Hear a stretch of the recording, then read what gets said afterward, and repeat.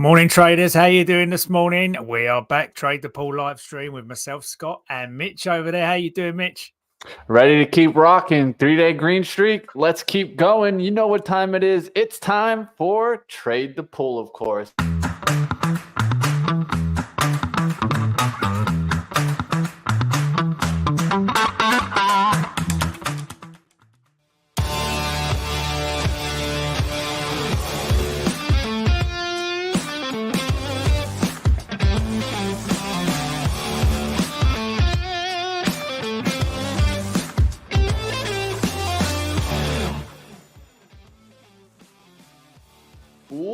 What up, traders out there? Let's get to the action. It's another day, of course. A lot of action, a lot of earnings getting into the market and shaking things up. There's so many plays that we can talk about today. So if you guys have an earnings stock or maybe a catalyst you see out there, maybe it's one of those penny plays you guys want to talk about, make sure you throw them up in the chat. And of course, hit that like, hit that share button. Let everybody know we're live. Let's get it started. Scott, how we doing today? Yeah, all good, all good. I was wondering if it was a surprise that Uber and Toyota Motors release on the same day. It's definitely, do you know what I mean? They're all driving Toyota Priuses. How come they release on the same day? Yeah, Rivian also getting smacked also on their earnings. So that definitely weighing in. And Tesla, bad news out there. It seems like it's definitely one of those days you might need what you have on right now. Some Reborn coffee. That's that extra strong caffeine, man. Hey, pinkies up, like I always say. Well, we all need a little coffee in the morning. So you're taking a look at maybe a little bit of a smaller play here. This was an interesting one. Yeah, I've just got the usual small caps that are on the the up gappers and the hot stocks. So yeah, REBN Reborn Coffee there has gone into benchmark 1.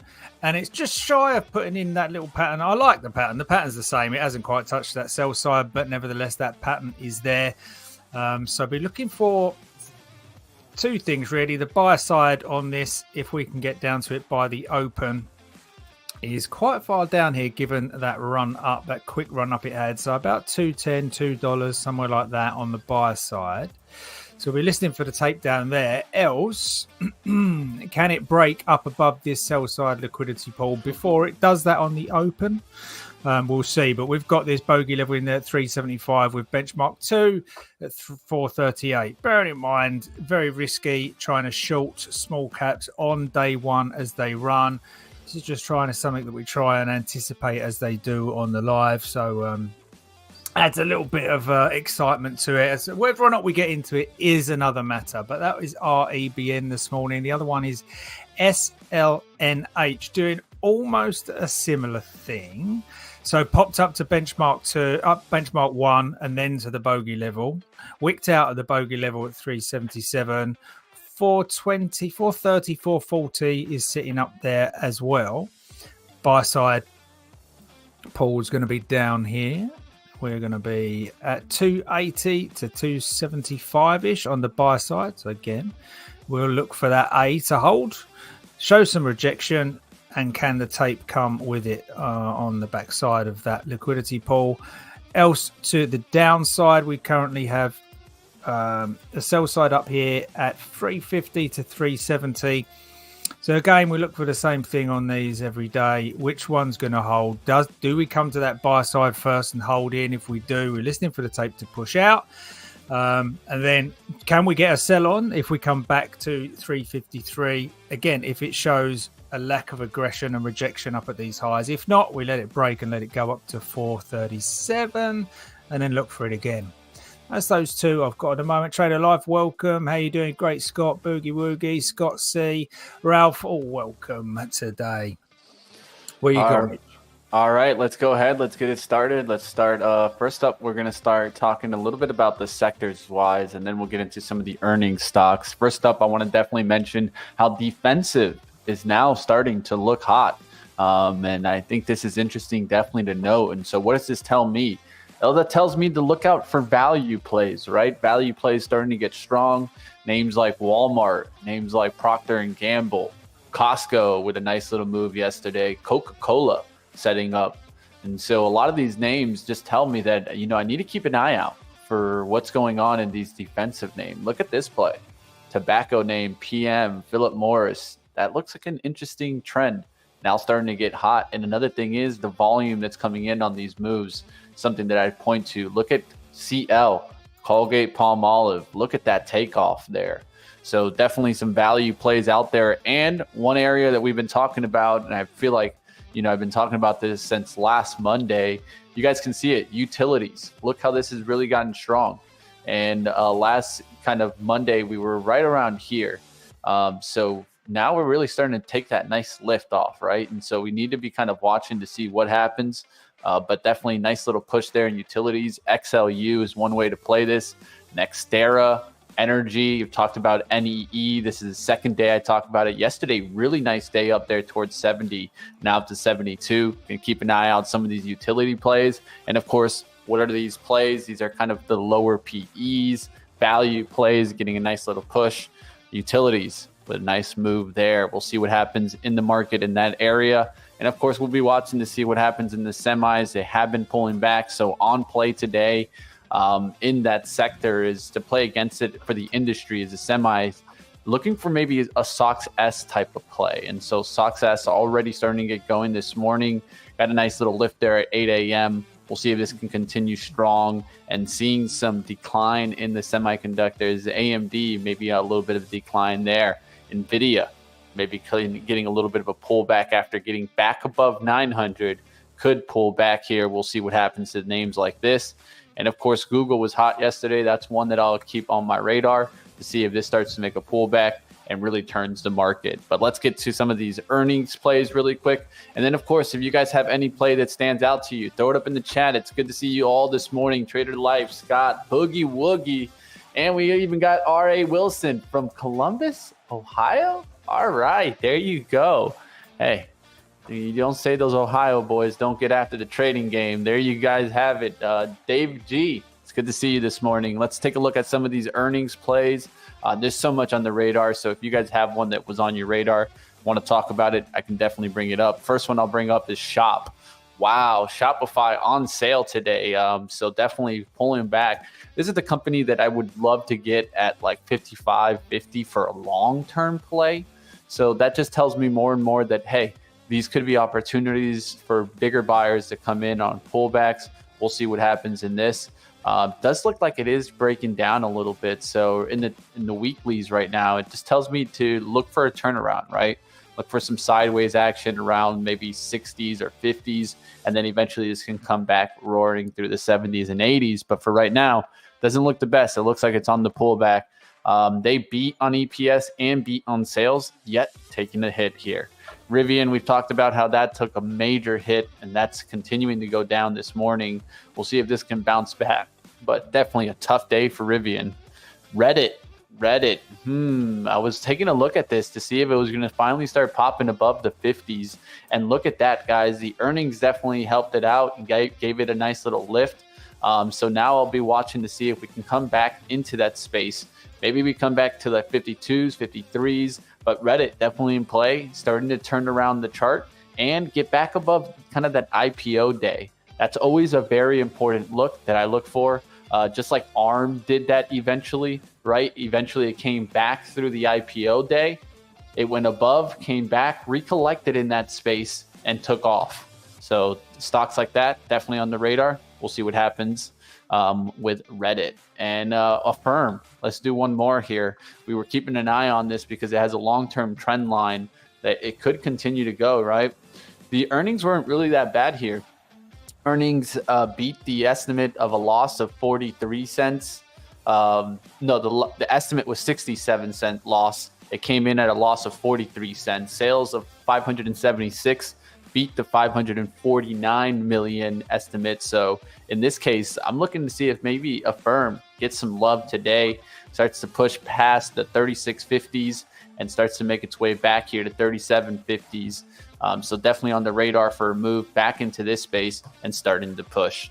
That's going to do it for my earnings plays. Of course, we can take a look at some stocks out there. I did make a really nice trade towards the end of the day yesterday, and that was on Zeta.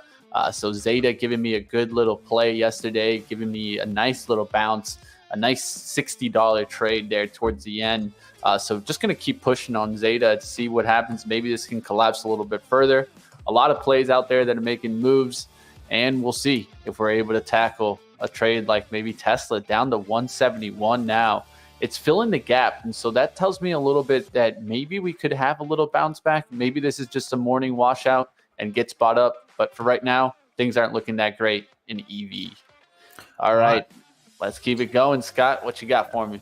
Let's go. Calling out TIVC in the chat. TIVC, let's take a quick look at what he's got there. I heard that on the tape once, but I haven't actually got it on the scan. Let's have a look.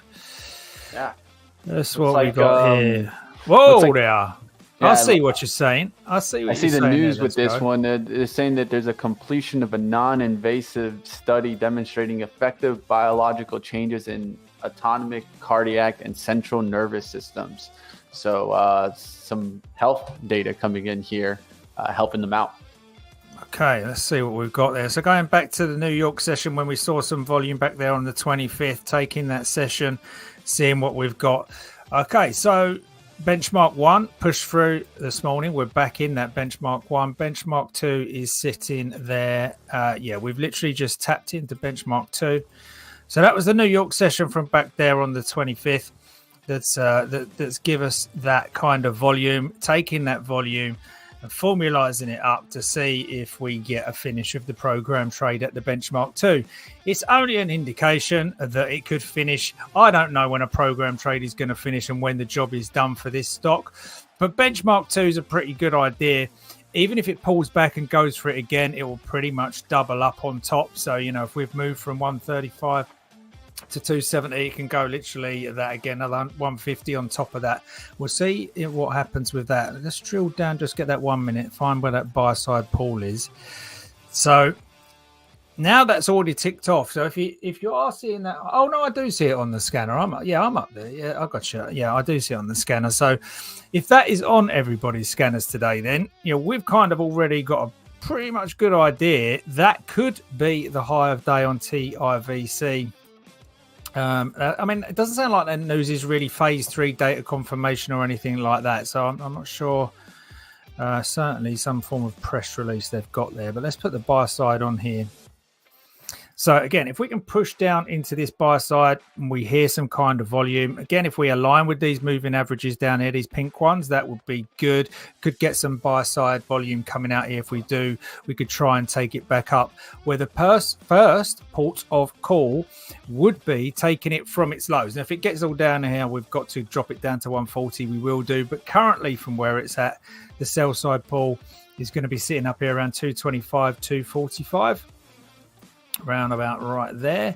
So again, if it gets there, we can look at the price action, see how hard it is going into that level. Do we see a nice rejection candle off here to get short down to the 140s, or do we first come down to the buyer targeting the sell side in the first instance, and do we leave some on to get the rip up and see if we can't double top or create new highs on this and go even higher? But we'll keep an eye on those levels as we go. Hollow was also called out this morning, but I'm not sure on that. Let's take a quick look at Hollow. Given it did go to $98, we should give it some form of respect. But no, it's still sketchy down there. Yeah, it has kind of done a pump and just looks like a best execution play. Yeah, that's the best execution play on there, 220. That's probably done today. Not really got any interest in doing anything more than that, unless it comes back up to 210. And then you could look for a short up there at 210 on Hollow there. But looks like that's just the best execution pop. We'll keep an eye. We'll put it on the watch. All right, what else we got out there? What about the overall market? NQ. What did we do on the NQ? So bring this up on 2 hours and zoom out here. So we was creeping into this box yesterday, pushed into it quite deeply and then went sideways. And now I'm kind of heading down for this buy side. This buy side created from the low to the high. There's another one down here, a bigger one, which is the whole push from this low to this high. And that what we're touching right now is what I mentioned yesterday was the non-farm payrolls VWAP. So we'll see if that holds. That's the 2 hour. I'm guessing we spiked right through that. We're on it. We're kind of spiked through it and we're on it at the moment. So we'll see if we get anything. I've got the buy side liquidity below that, starting at 108.54.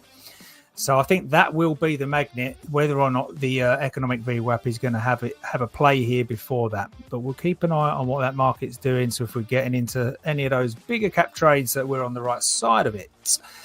Mitch, what else you got?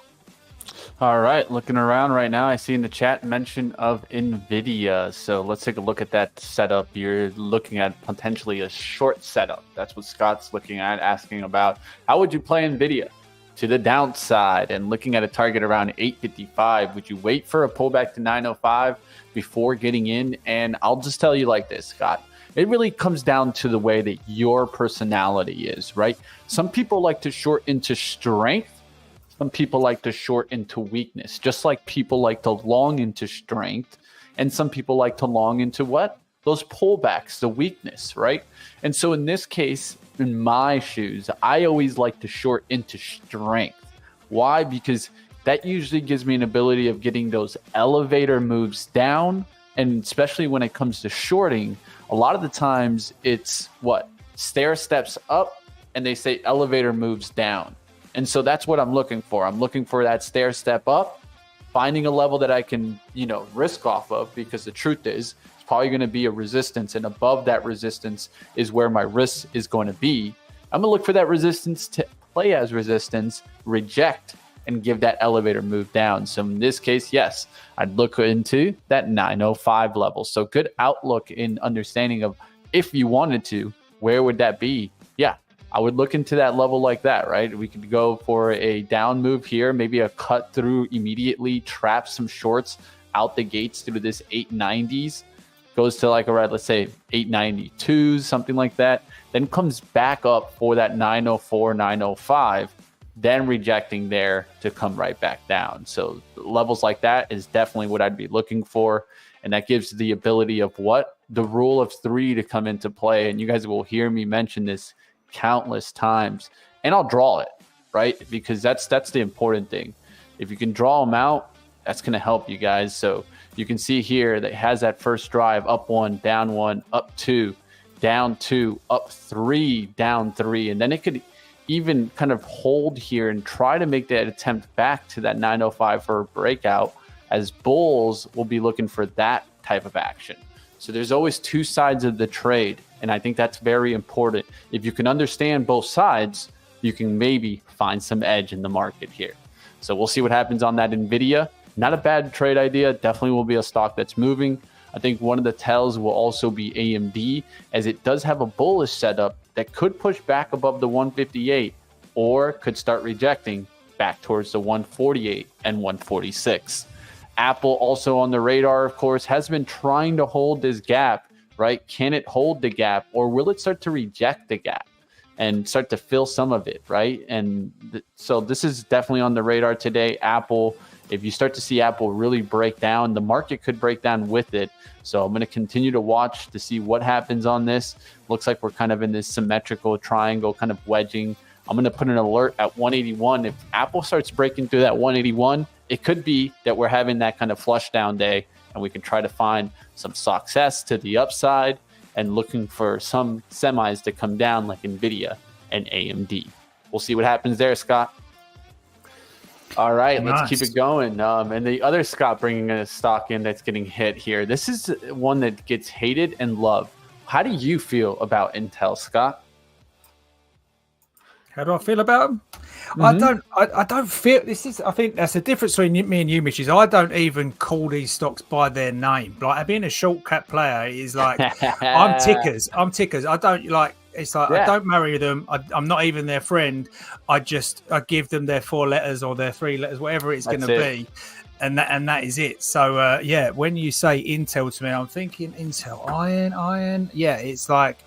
I don't think anything on them. I literally just look for their previous, their pre-market sessions, their lows that they had, previous session activity, and pull them levels, and they either work or they don't. It's just I think it's for me a lot less work to do. Obviously, you've got you've got a whole like graph of sector knowledge, market knowledge that you put into your work, and I just stick to the ticker that's kind of hot or was hot yesterday and isn't so hot today on the short side, and bring them in. And then once they're done, I forget them again unless they come up on the scanner. I go, oh, I used to know that one.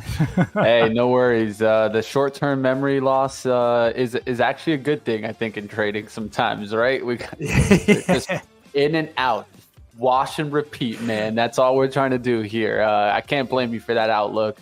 I definitely sometimes just think about things also in the long-term macro sense. But Intel has been one of those stocks that I think it has every reason to go up in this market, yet look at the chart since April. This thing is just falling off a wagon here. So can it bounce back into some levels? Yes. But how short-lived will these bounces be? You can see here, bounce, hit, bounce, hit, bounce, hit. At some point, it's going to change that trend, but we'll see if that trend changes today. All right, let's keep going. Greg Scott, of course you're going to keep me up on that one. Mullen, of course, man. Mullen hit me yesterday. Let's see what happened to it. Just hanging out, right? Eventually, I think this one will break down, maybe back to the fives.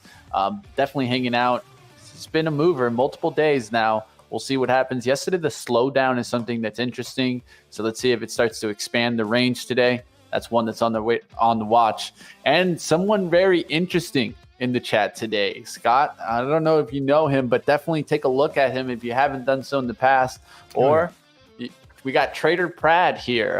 He has been traded for Trader TV Live before in the past. He's on his own now. But Trader Pratt, it's always good to see you, my friend, bringing in welcome, the Reddit. The Reddit, of course. Reddit is something that's interesting. We talked about it a little bit earlier about that $50 level and how I already had this drawn. You can see it there. Created it on 5/7 yesterday. I was like, are we going to cross that 50 mark? Well, now that we crossed that 50 mark, it's definitely in play. And let's be honest, the retail crowd knows Reddit, man. So at some point, I feel like this is going to be a stock that is really in play. Today's the earnings day, so I'm going to let it try to just try to hang out here. Get back to that 52 level, especially going into, let's say, maybe Thursday or Friday. That's when I would play it. A lot of times I like to let them shake out a little bit off their earnings. But let's see if it breaks through maybe 58 today and wants to go to 60. You never know, but Reddit on the watch. Just take a quick look back there at Mullen is... that's what I'm seeing on Mullen here. Is it's come into this sell side liquidity, literally spiked in, give us that rejection there. 595 shorts, still looking for 490, maybe the middle port 460 of that on MULN. So we'll see what that gives us. Let's see what we've got on a smaller time frame for that. It says a pullback that we can grab, else it's just gonna go to it. What do you take? Pre-market. Let's just do pre-market here. Pre-market high to the pre-market lows. Yeah, it's almost just there. It's not enough. Just the slightest little pop on the open if it can get it to continue to the downside. Otherwise, if it breaks, what have we got? 565 and closes above, then it might want to test where it was yesterday up here at about $6. So keep an eye on that still today as well. Okay, trip. What do you got on the trip?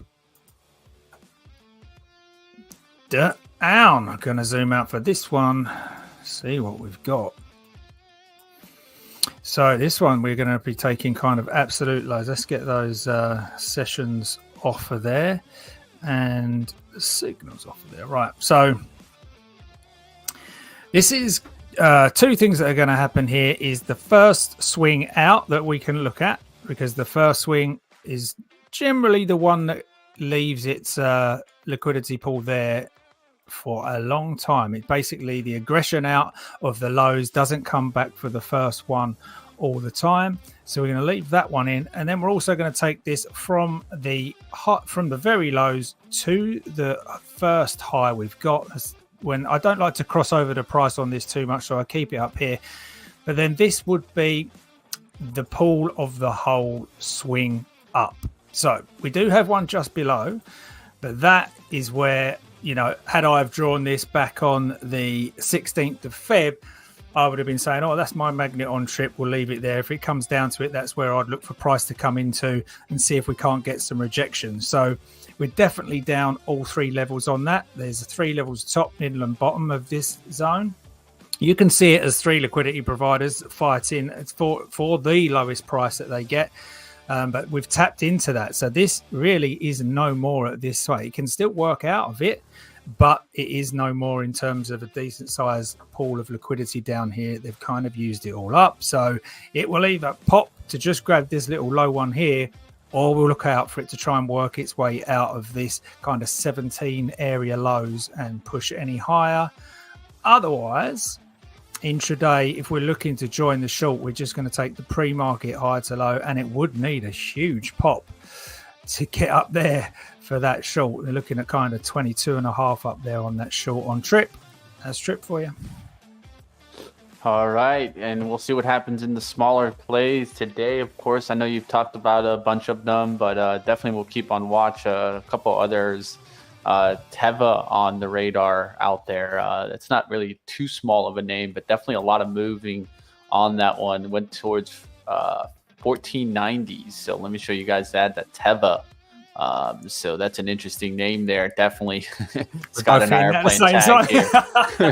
But definitely we'll see what happens with this one. I used to trade this one often. I don't trade it anymore, but when I used to trade it back there like in the 7s and 8s. It has changed around the trend. A lot of times I look at the long-term trend. I'm like, okay, the long-term trend's starting to really change, and it's bunched up on the weekly here. Definitely some resistance into like the 1450s. So let's see if that starts to act as support, right? Into this area, starting to act as support, 1450s to 1430s. That's going to be the range where I'll look to see if we can find some buyers and get this back up there towards 15. Not a bad stock. Of course, drug manufacturer and healthcare hasn't been the bad area to play. We'll see if this can continue to be hot. An area I also saw yesterday, coal was starting to make a little bit of a move, now starting to decline. Oil coming down. Will oil continue to come down? Of course, we can take a look at the XLE. Let's take a look at energy overall. I'm expecting an oil to come down, but that's just maybe because I'm doing a big move coming up here and trying to get some cheap gas pump prices. So we'll see what happens there. XLE, will oil come down today? Find out, guys. Like always, a lot of stocks moving out there. If you guys have any, we can go through it. Noel coming up with a watch list. Let's take a look at one or two of these. Let's do Win. Win is one that I haven't taken a look at in a while, so I appreciate you bringing a stock that I haven't looked at. Casinos, resorts and casinos. So a lot of the times what I'll do is I'll take a peek at the stock, right? That doesn't look bad at all. Let's go on the monthly. Monthly just cleans things up, right? A lot of the times I don't look at like monthlies for overall like kind of day trades, but what I want to see is, okay, so is this stock building up for a bigger move? And it seems like it's been trying to build up for a move back above 120, but really hasn't been able to get through kind of the 110s and 120 area. Those are the two levels that I see it struggling right now. So then you can see it here, how it's the 110 really acted as resistance, 110 again, 110 again, and again. So now we're starting to see that, yes, that 110 is that pesky area where we're struggling. Let's see if we can start to get going here. You know what time it is, guys. It's time.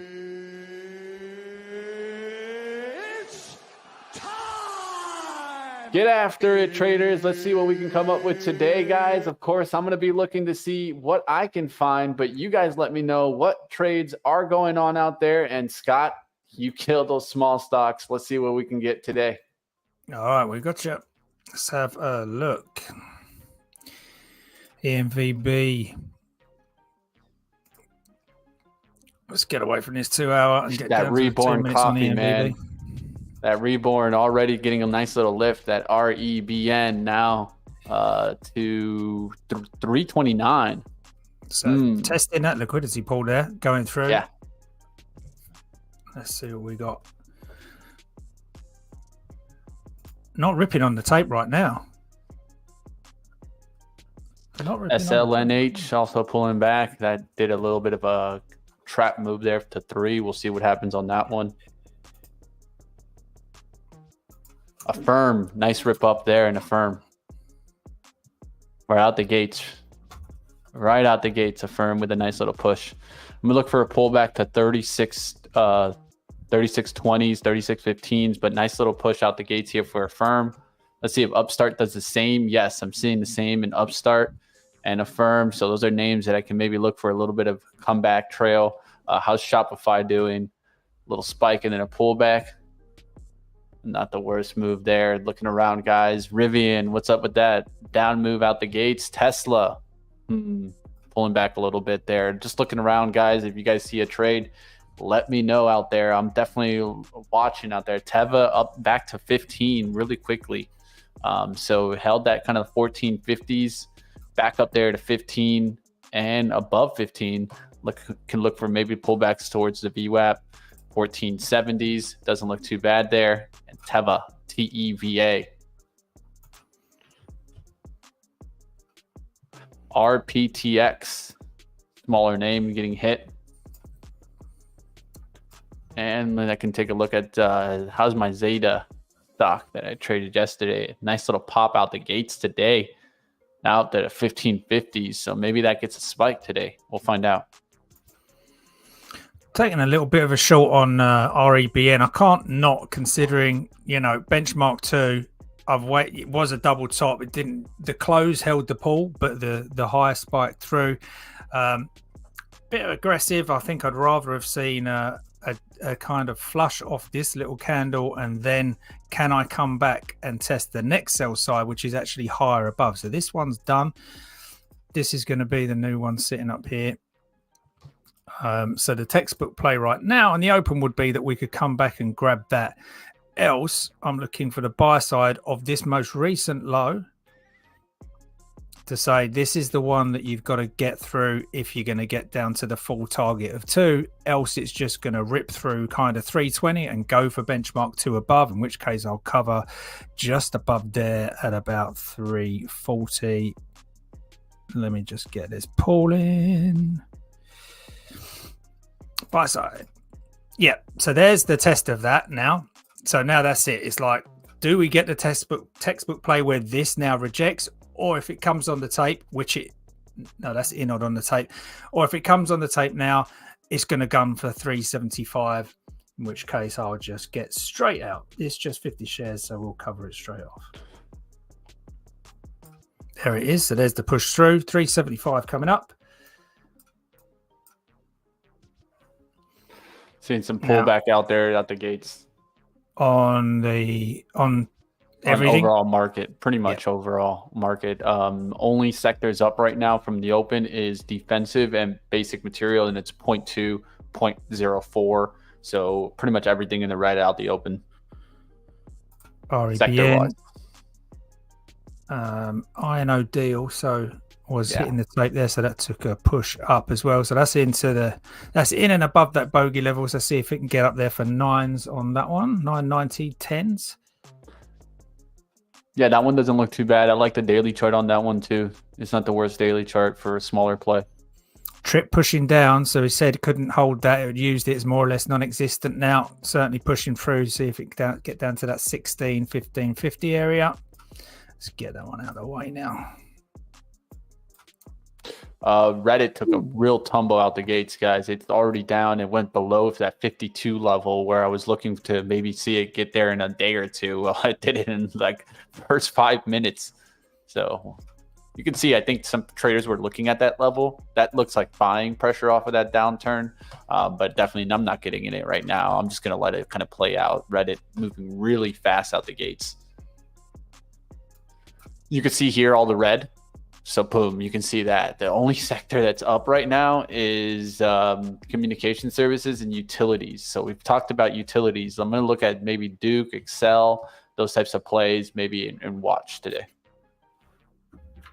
PCG is another one. I know that everybody hates this company because of what happened in California, but hey, money's money, man. If it's on the table, sometimes we got to take it. PCG. Could maybe make a play towards 1790s, 18. All right, looking around, guys, to see what else is making a move. I'm seeing some of these smaller names pull back. Teva all the way up to 1550. So that one definitely nice move out the gates. Look at that. Boom. Big push there. Toast showing up. That means maybe PayPal or Square, but let's take a look at Toast. Of course, this does like payment services, kind of like when you see that those Square pays. Look at Toast. This is one company I actually talked about for a little bit of a long-term play early in the year. So I kind of like this play. It's already getting that nice lift, had that kind of, you could say flag here, and then now starting to catch another lift here, right? So you can see that kind of the flagging pattern. Now really starting to push. Next level to watch is really 2550s to hold on pullbacks. It just pulled back below that, now starting to get another lift. So doesn't look too bad there in Toast. Can PayPal get the lift today? Pulled back a little bit. Yesterday it was pretty hot. See if it can catch some love today.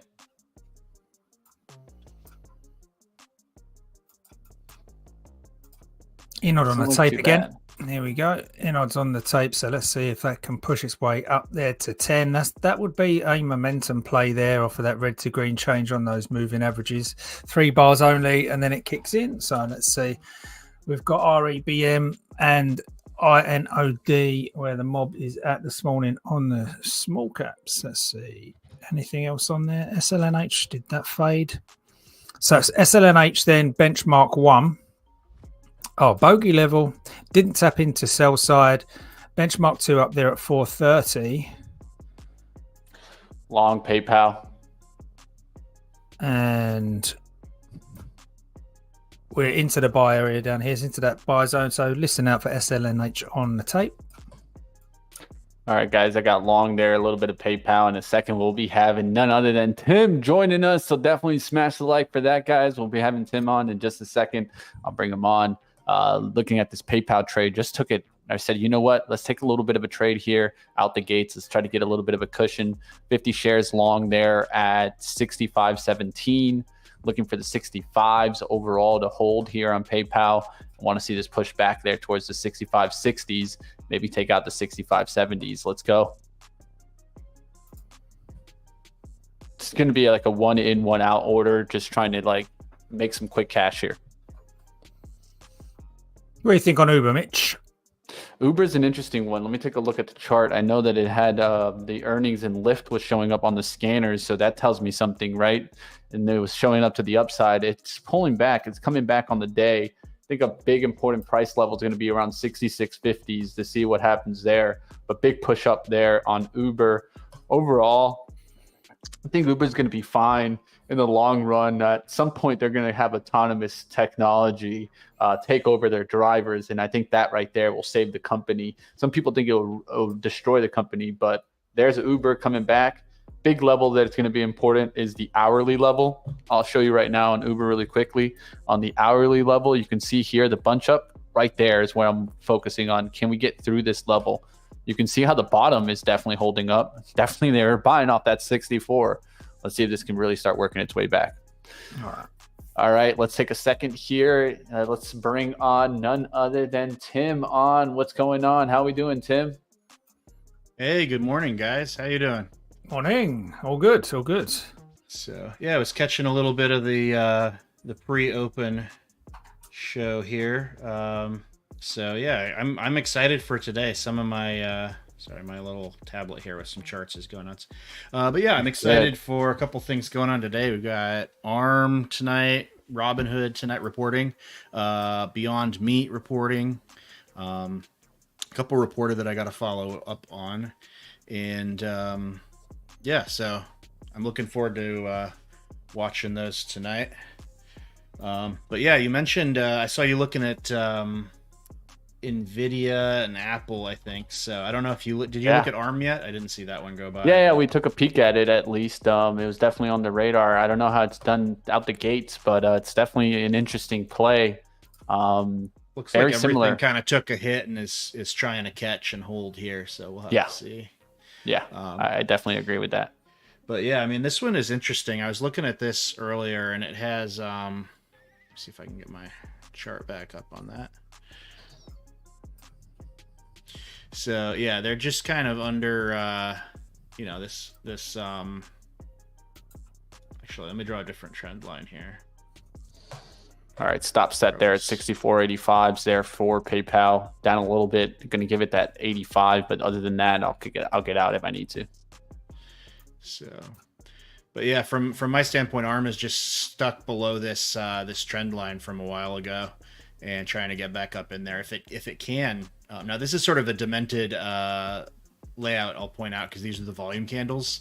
But when you think about it, I think the increased volume sort of accelerates the timeline, so I think it kind of works. And when I do that, these things that I drew from way back here, it's just trying to get back up in here. So we'll see if it can manage, or if that's a bear flag. I mean,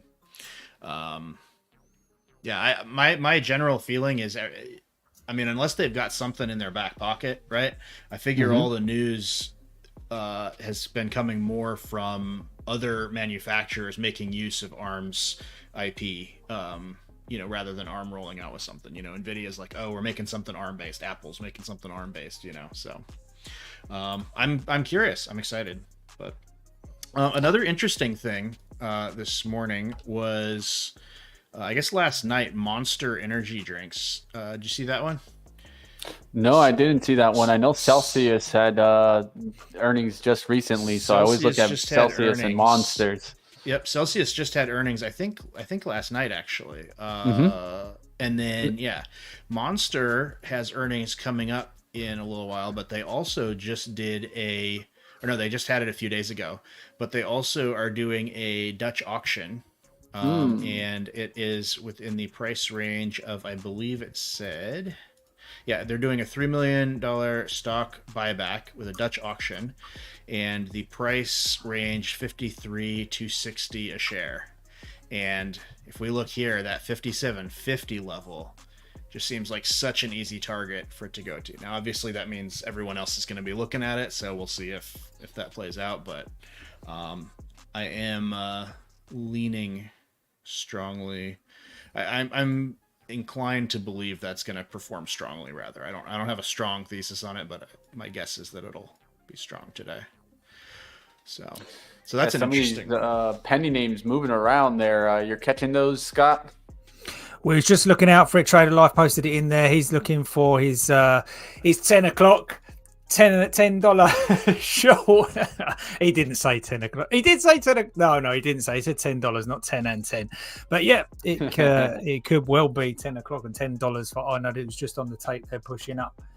Tim, did you get any Disney yesterday?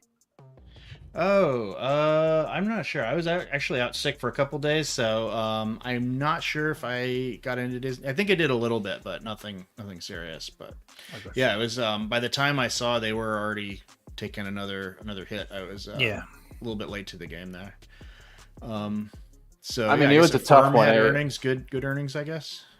Yeah. I mean, they really weren't that bad on a firm.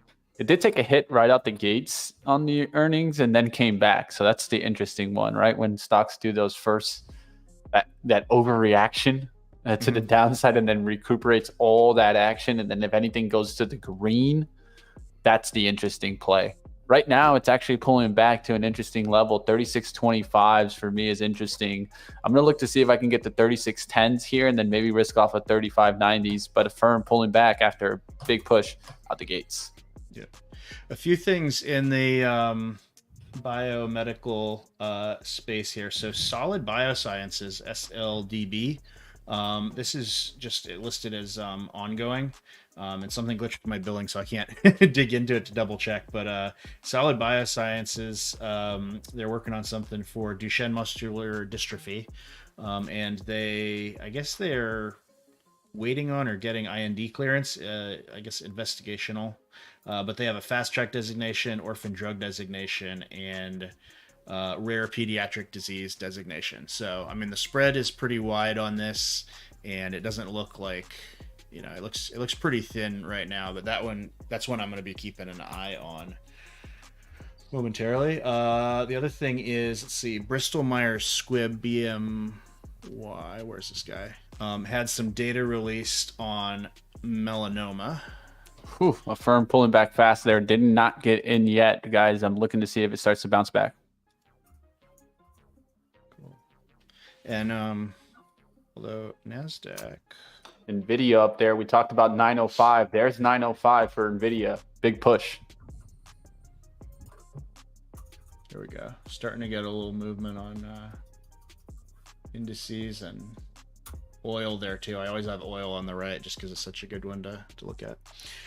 And what was the other one that I was looking at here? There was another one that was interesting. Let's see. Eli Lilly, they have an Alzheimer's thing, so that's one of those that seems to always yield big disappointments. I guess they were on the PDUFA calendar. I'm not sure, again, if that, let's see, to discuss next month. So they're just, we're just waiting to see what'll happen with that. But that's another one I'm looking at. And then movers in, let's see, ones with actual news today. RNA, I'm just cross-referencing here. Their thing came in a little bit late, so I was looking. My newsletter, that is, came in a little late, so I was looking at that. But yep, RNA got breakthrough therapy designation for let's see. Yeah, for treatment of myotonic dystrophy type 1, which is a neuromuscular disease with no approved therapies. So they just got breakthrough therapy designation from the FDA, and looks like a gap up from yesterday. And what was the other ones? The other ones were all just earnings for the most part. But for everyone who loves the weed stocks, Enveric Biosciences, ENVB, non-binding term sheet to license, patents for methods of using cannabinoids combined with chemo drugs for breast cancer and other cancers. So it's not like a new drug, not a new application of it, it's just patent licensing of it. But apparently these guys are also a weed stock. So yeah, that's what I've got on my radar today. All right, guys. Definitely seeing the Qs pop out the gates. We'll see if that can come back and continue to push. The Qs pushing up there to 439. We'll see a little bit of a pullback here. We'll find out if that can keep pushing. NVIDIA is one that's on the radar. Definitely seeing the flip today. One of those days where like everyone comes in a little bit, finally leaning to the bear side. There you get a nice little push out the gates. We'll see if this can hold, or is it a little bit of a trap to the upside. IVP currently on the tape, sitting there at 460 in its benchmark here. Let's grab this up. NVIDIA now to 907 here. So thinking about taking a little bit of a starter here on the short side. All right, just got a little bit there on NVIDIA, short some NVIDIA. I know that sounds crazy, right? I'm going to do 2 shares though to start, just to give myself a little bit of a work the position, and then I want to see it come down fast. IVP there, it was on the tape into benchmark 2 at 450. Breadth to 485. Benchmark 2 at 558. So we'll see if we can come back off here. Go much better, NVIDIA, sorry. All right, just grabbed a little bit more, 2 more shares, just working the position as it starts to kind of do this kind of blow off look. 910, really, if it starts getting back above 910, I'm going to get out, but I'm starting to build it to have 907.80s now. See if I can get 908s or 909s on the next couple entries. Trying to work it up to like maybe 10 shares, 10, 15 shares. Scott, you're out for a small loss. There you go. Market is pushing too strong to the upside. I see it, Scott. I see it. I'm trying to play the reversal, but I can't blame you for that mentality. I just feel like we're setting up for a rally and then maybe a rug pull. But yeah, I kind of would agree with that. I have nothing wrong with that mentality. Yeah, I was in crypto last night and stuff, and everything just kept slipping. So not liking this PayPal, so I'm cutting the PayPal. Just take the small hit there, $13 down about $15 here. Going to focus on NVIDIA. And I did actually take a long in ARM. Took a pretty large one and watching that closely. Let us know a little bit about ARM. Focused on the trade, but let us know how the action's going there on ARM. For sure. I mean, trip off the lows off of those, off of that push down into the buy area there for me. I'm also short Inod. Trader Live, do you get Inod? It didn't quite reach 10, but I just got a starter on Inod as well. So TripAdvisor, I've called it by its name, Mitch. So Gotcha. What's TripAdvisor up to? I think I mentioned that before, but yeah, I worked at TripAdvisor for a little while, so yeah. Inod as well. Off that benchmark too. Trader Life, where'd you get? Oh, he did come in with a time 980 in. Yeah, nice little front run of that. Well done, good hit. Let's see what we've got. See if it comes back for that sell side. Just added a little bit more. Working that NVIDIA position. Now have 6 shares.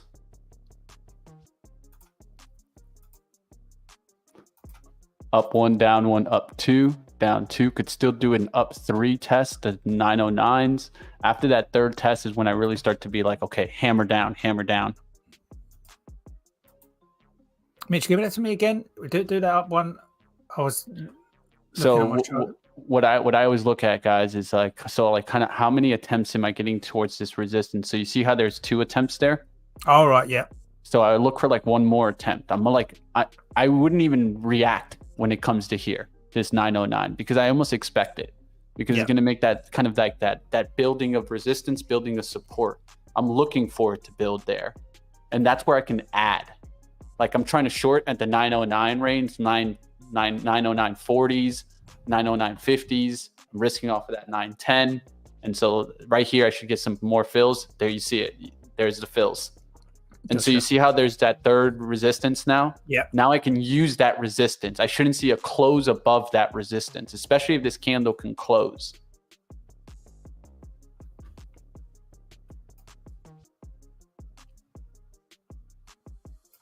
What I like about that is it's not like it's guaranteed or anything, man. This isn't like, I always say there's nothing in trading that's 100%. But if it can help me control my emotions when I get that move right there to 909.50s, that's all it needs to do.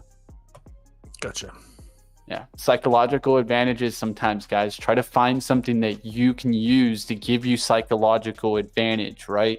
Once you have that and you feel confident, then you can just execute, which is the hardest part of trading, right? And yeah, having a good analysis, and sometimes you almost want to avoid over preparing. It's more of just having that at the ready and knowing that you've looked at it. The other is the market mechanics. So I was just reminded, on the dark pool topic here, I'm looking at this chart, this IWM chart, and we've got this wick from 202.95 to 204.95, right? So that could be a late reported trade or a dark pool trade that happened before the open, so that's something where sometimes we get people confused or wondering where these things come from, and a lot of times they're just on the tape, right? You get them reported, and if you understand where that's coming from, it's not going to surprise you, and you're going to be prepared for that as well. So all right, guys, at 903.50s, I'll take some out. I'm setting up a buy order to take some out and then leave the rest on.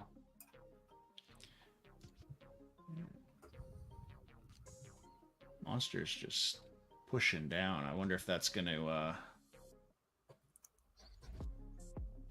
come down to the bottom of that $53 range. It's interesting.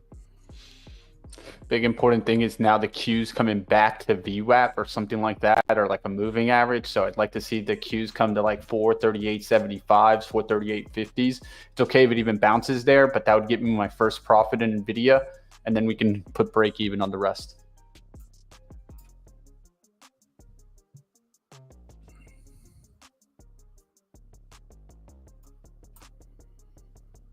All right, smash it up out there, guys.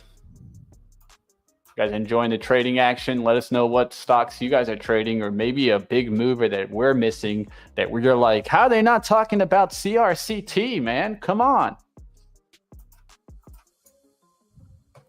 I see Very also showing up. I've heard of that one before. I know maybe you've heard of that one, Scott. VERI. Very, yeah. That rings a bell. it rings that, right? Like there's some of these names you'll start like knowing them where like a ticker just rings that bell. Yeah, the tickers is like, yeah, I know, I kind of know we've had something on this before. All right, let's cancel the buy for right now. We're back up to the 908, so just got to be careful on NVIDIA. And the key thing is always just keep it in mind. What am I risking? What is the risk here? Always know what your outs. That's the game. This last wick, if it can close and just give me that wick, I'll feel confident for the breakdown through the 905. Meanwhile, I am green on ARM now. Just hoping it go. pushes up enough to take. I just closed Trip Fat Finger. Sorry, Tim. Oh, go ahead. I just I meant to close INOD and I closed Trip. It happens, man. That happens. I've got so where do we have on INOD? Let's have a look here. It flushed. So we was short up there at let's have a look. Q's need to pull back here. Susie Q, where you at? 97, 997 short. Target's down there 876. So yeah, I'm out just above that that buy side pull there on INOD. Trader Life 1003. And yeah, what I was noticing there was ARM is looking a little bit like a bear flag. It is under a trend line from before. It is pushing up, but it's I'm gonna keep a close eye on that. Monster, I did MNST. I did go in on that just to see if it now undercuts its initial opening low of the day and now can catch and push back up toward that 57.50 price target. If not, I'm gonna just step back and reassess. Maybe when it gets to the bottom of that 53 to 60 range. But so far, it looks like a nice little V right there on Monster. So out nevertheless on Trip with just under $1 on Trip. Might have been a good call. We don't know. Just closed up above those stair steppers. So it looks like we're losing that initial momentum out of that. So now I'd just be pulling in a buy side on that to see if that's going to come in and grab some and see if we don't get any more. And if it breaks 1635-ish and closes below, then I'll know not to bother with the buy side. All right, if I could get success like at 3390s, I wouldn't mind that outlook. And I'm looking for these kind of tech names eventually to pull back today. So maybe it's a first half hour of the day on the kind of the rip up and then traps. So success, I'm looking for that bottoming action to come in. Buyers to step up, get it back above 34 after a cut down. Let's focus on NVIDIA for right now, and then I'll go back to success in a second here. Can't take your eyes too much off of NVIDIA. It's like Tesla, man. Like if you like go to the bathroom, you could come back and it could be an expensive trip. Like the one I've just closed. Hey. So do either of you pull commodities into your analysis at all? Especially oil, because maybe oil. Economic. Yeah, just oil, Tim. I would say that's the only thing I kind of sometimes use, and I'll use like WTI to kind of look into that, right? And what I usually do is I expect like it's always like a swing game with oil. So there's like moments where everyone gets extremely bullish, then it flips back down to the bottom end of the range, then it ranges back. That's what I've noticed. Like every time I've been like, oh no, oil is just going to keep going to the upside or keep going to the downside. It always plays a range. So you got to try to find that range. Yeah. It's so interesting because on the one hand, it acts as a somewhat of a barometer of economic activity. And on the other hand, it functions as a, currency strength. Yeah, it's indicator. Confusing sometimes in that But sense. I notice right now it's just sort of moving right with the indices here. Other than this strong little buy right at the 10 to 10 mark. Not a lot of volume, but just curious if you make anything of that today or. What's I our think FOMC calendar looking like anyway? Where are we at? We got we just had the interest rate, so from now it would be the minutes probably released towards the end of the month, so or that's middle of the not for a month. while. CPI should be coming soon, right? When's CPI? That's what I wrote it down. I'm just like I said, I don't even know where I put my notebook. All right, like I said, I was perfect, at guys. 6, so I'm Nice catching up, rejection there on Nvidia. Sorry to interrupt there, Tim. I'm just yeah. going to try to hammer down on this and then start to risk off this kind of 909. So really shouldn't see like 909.50s now.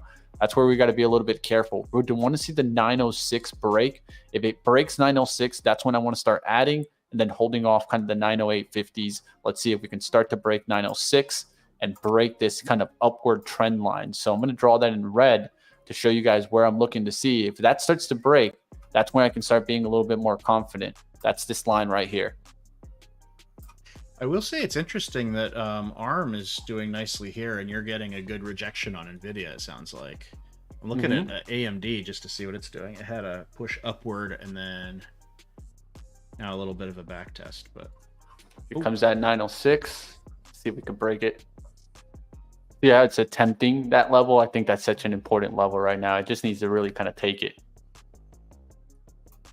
So I'm not just jumping on 906. I want to see it kind of really start breaking. Close over here.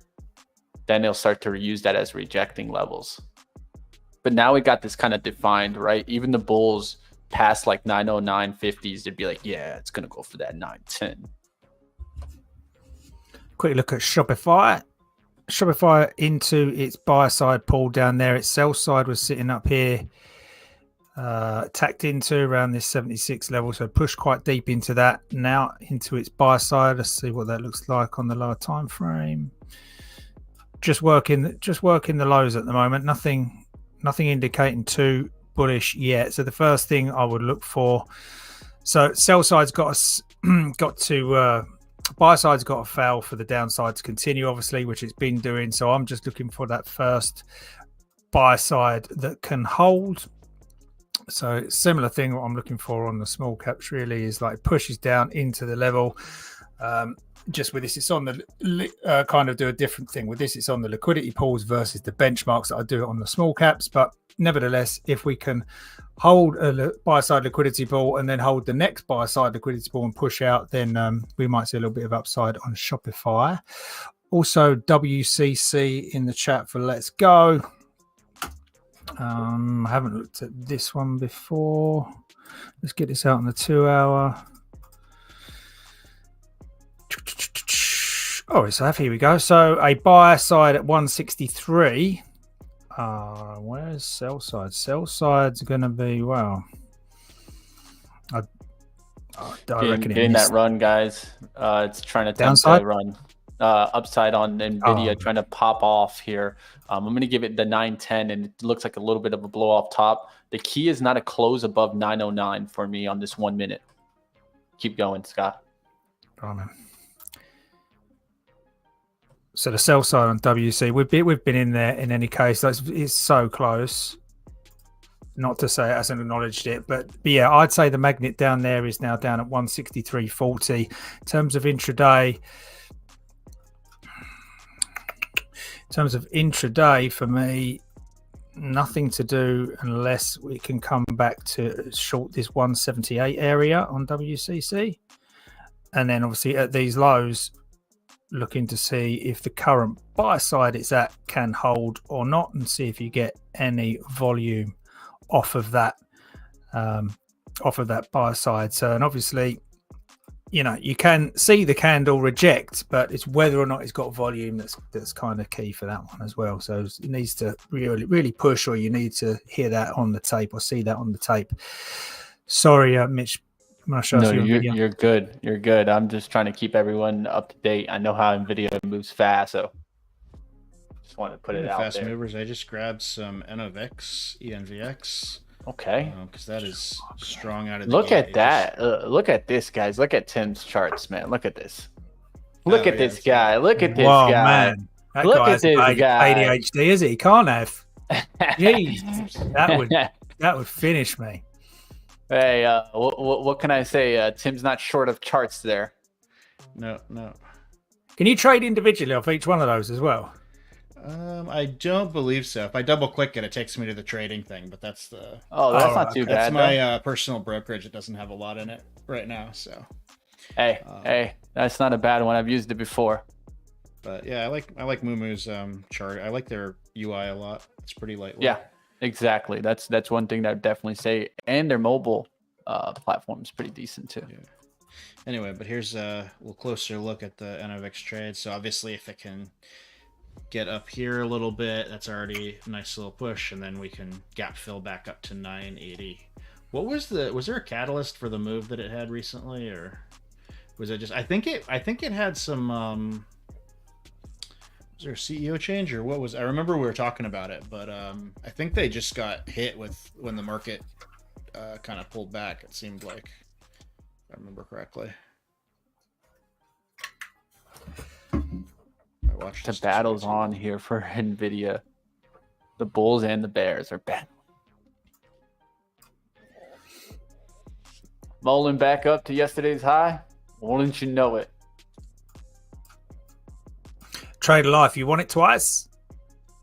You want it twice. He's coming back. He's coming off the tape. Off the tape with that hit there. Smack into that buy side with those pink moving averages. They love that color change. And coming into the 960s again. I don't know. Maybe prefer 10. Want to see that spike above. I'd much prefer the round number than the liquidity pool right now, seeing that come back like that. But we'll keep an eye on it. Boom, guys. There's the I'm starting to see that tech move here. Sorry to interrupt there, Scott, but look here, guys. Remember Success? Talked about like maybe a 34 cut down recovery volume coming in. Exactly what you got. Look at that. Right here. 34 cut down, volume comes in, starts to turn. Q's starting to pull back a little bit. If they take 440, that's where they catch the bears now, I feel like. So that's also the bull side. I always like to give two sides of the market, guys. Even if it runs me over, I'm going to let you know where those levels are. And that's that takeout of 440 now. If it just blows through 440, yeah, a lot of the bears will get caught today. I think we were all kind of looking for a little bit of a turn. 10 a.m. now it's hit. Now let's see if that 10 a.m. turnaround starts to come in the market. Yeah, and if you want to, like that arm trade, wow, that turned red quickly. Yeah. And Target, I did short Target TGT. Okay. They've got they had a opening, gap down. They tried to push above it, rejected. We'll see if they catch here. If you want a one-sided market ready to run over some of those bears, GameStop looks like it's resuming its wild ride here, so that's fun. And of course, here we go. This could be a bear flag, or man, if they can sustain, up we go to the moon, etc. To the moon and beyond.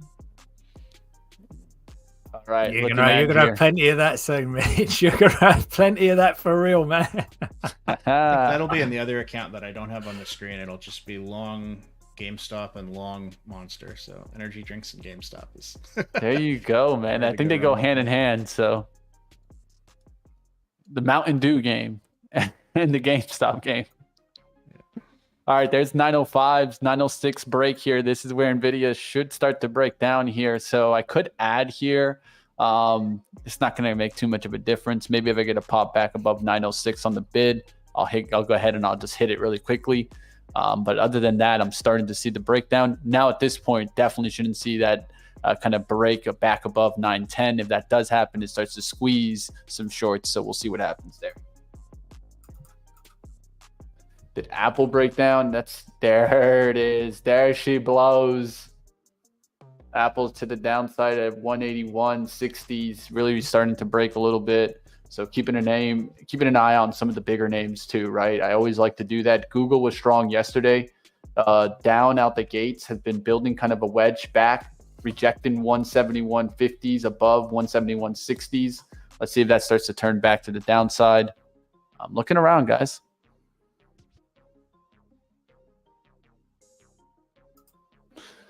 NVIDIA back above to 906.40s. I'm going to take one more ad on that. Just took one more there. Now I've got 12 shares. Nothing massive, but if it really starts to make a move, believe it or not, I've made really good money on NVIDIA. It was 10 shares.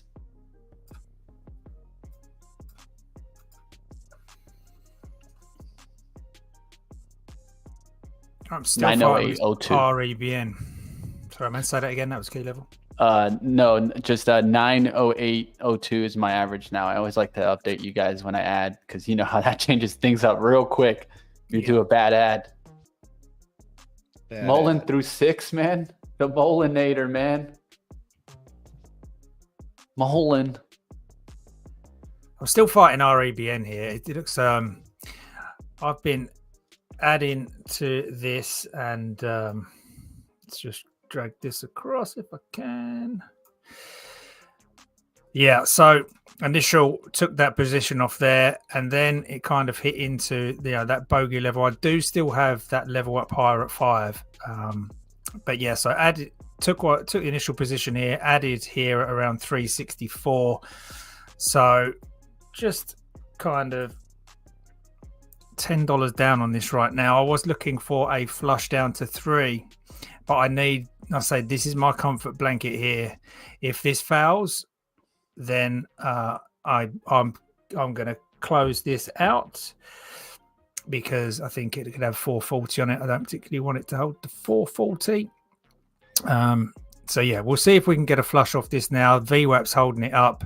I like it down here for 280s, $3, but we'll see how that goes. All right, guys, just took half off there on NVIDIA. Let's go. Sound that alarm. You know what time it is. It's that money, baby. Let's keep it going.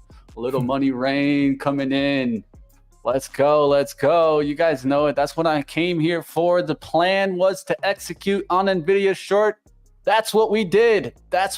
Here. Let's get after it. Let's see if it can continue down and give me that rain, baby. Let's go. Every time I'm on, there's more and more animations, so that's great. Yeah, got to, man. We got it all, man. We got it all out here. Sound that trumpet.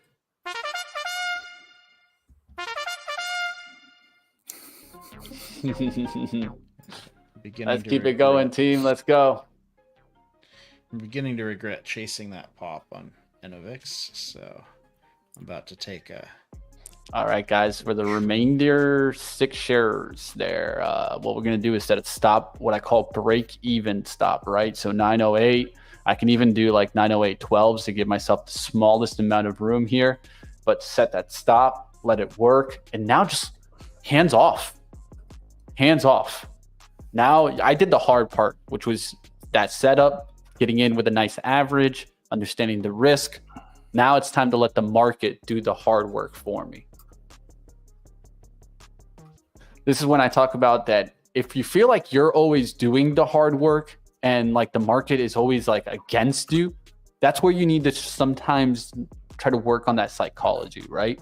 The market should be working for me when I'm in the right positions, and then just letting the market do its thing, whatever that is, right? That's what I think the best way when you're in those conviction positions, you feel strong, you can just let the position work.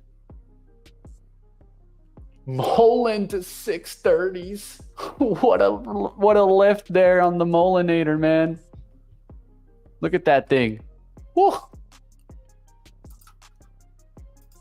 That was a big lift there, Mullen. Not a bad play today. If you guys were able to play that, man, I can't do it, man. I can't do it. Can't buy that stock to the long side at all. Einar did go for it again. There it was. I didn't catch it at 965. It's just breaking that VWAP now as well. So we'll see. Yeah, I traded off. You was in that second time. Oh, I guess so. Look, she's fading. All right. Yeah, Scott mentioning that my small size and patience is what helped me there, and I kind of agree with that 100%, Scott. So small size and patience sometimes can go a long way. And trust me, did I feel it when it was getting up there to the 910? Yes, but I just stuck to my plan. You guys, stick to your plan. It might be small, but it still works. Yeah, and especially when you're playing these big names, right? Like NVIDIA, Tesla. I've made a killing off Tesla on sometimes 5 shares. Like where I look back and I'm like, dude, 5 shares made me that much money. And the fun part about having like 5 shares is that the volatility doesn't freak you out. Like, you don't get that like quick whip up and you're just like, I can't breathe. Yeah. And that's where it is important, right? You want to be mindful of that. Like you don't, I mean, I think there's plenty of fun to be had in the market. So we don't need to be going out of our way to trigger those, those factors of trading where it pushes the gambling buttons, right? Where you don't want to get yourself addicted to those quick moves, because that is a very hard habit to unlearn. And we've had that coming up in the Discord recently this week. We always have new people trying the accounts and looking at the different packages, the trade-offs, because they have different profit splits, different scaling plans, and different exposures. But some of the questions are like, well, can I make any money off of a smaller account? Like, yes, you can. Like, unless you have a nice big pile of disposable money, you can make quite a bit with a $2,000 notional exposure. And then similarly, people talking about passing the plan, they're like, well, I have to take these large positions. I have to if I want to pass. And my experience has always been, it's when you start doing that, that's when you get that risk. It's more if you take it slow and steady, and then you catch some of those moves and you're like, wow, how'd that happen? But hey, it's great. 1000%, man. I agree with that. And I feel like a lot of traders, when they start these new packages, the number one thing that they do to start is overtrade, and overtrade big.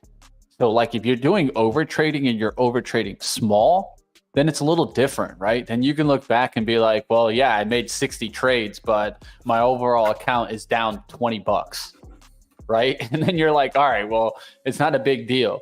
And this is when I always talk about, you have to know your skill level.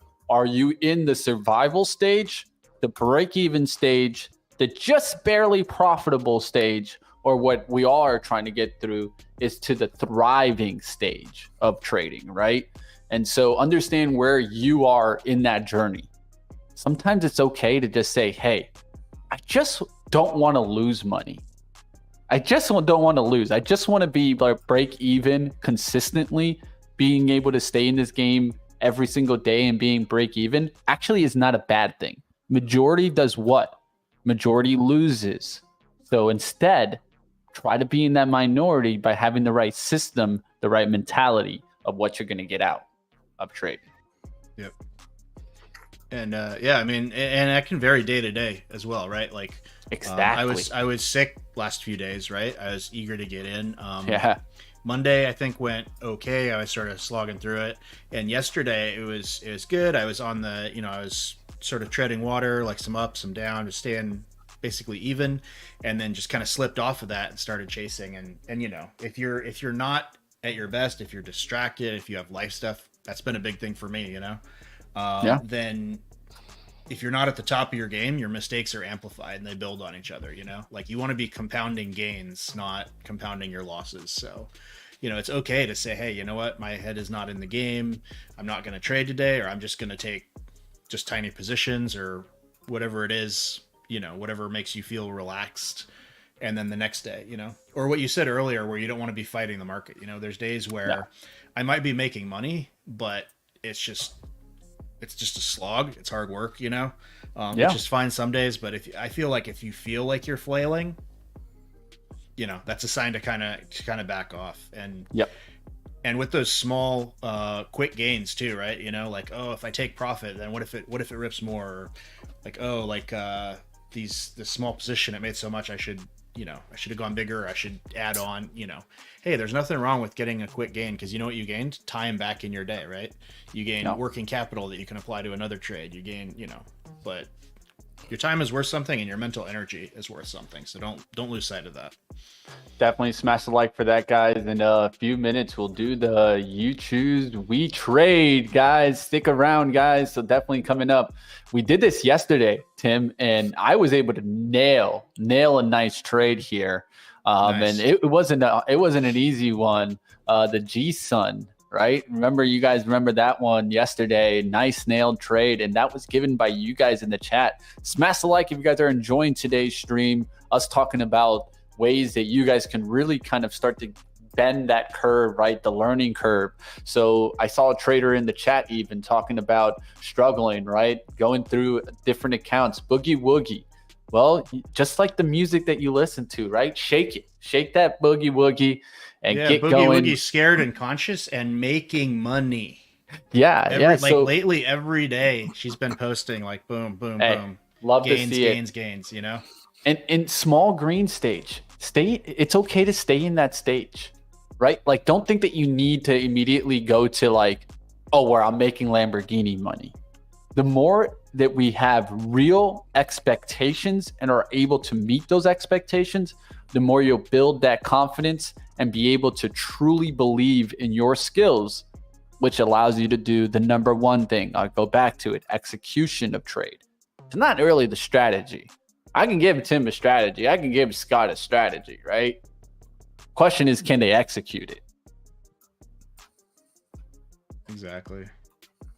ARM is popping. Are you still in that NVIDIA short, or how's that looking? Yeah, man, I'm still in that NVIDIA short. It'd probably get me out here on a little bit of a pop, but I gave myself a little bit of a room, right? And what I did was I did 908 12s for the out. And if it hits me, it hits me. It's okay, guys. I'm in the green for the day.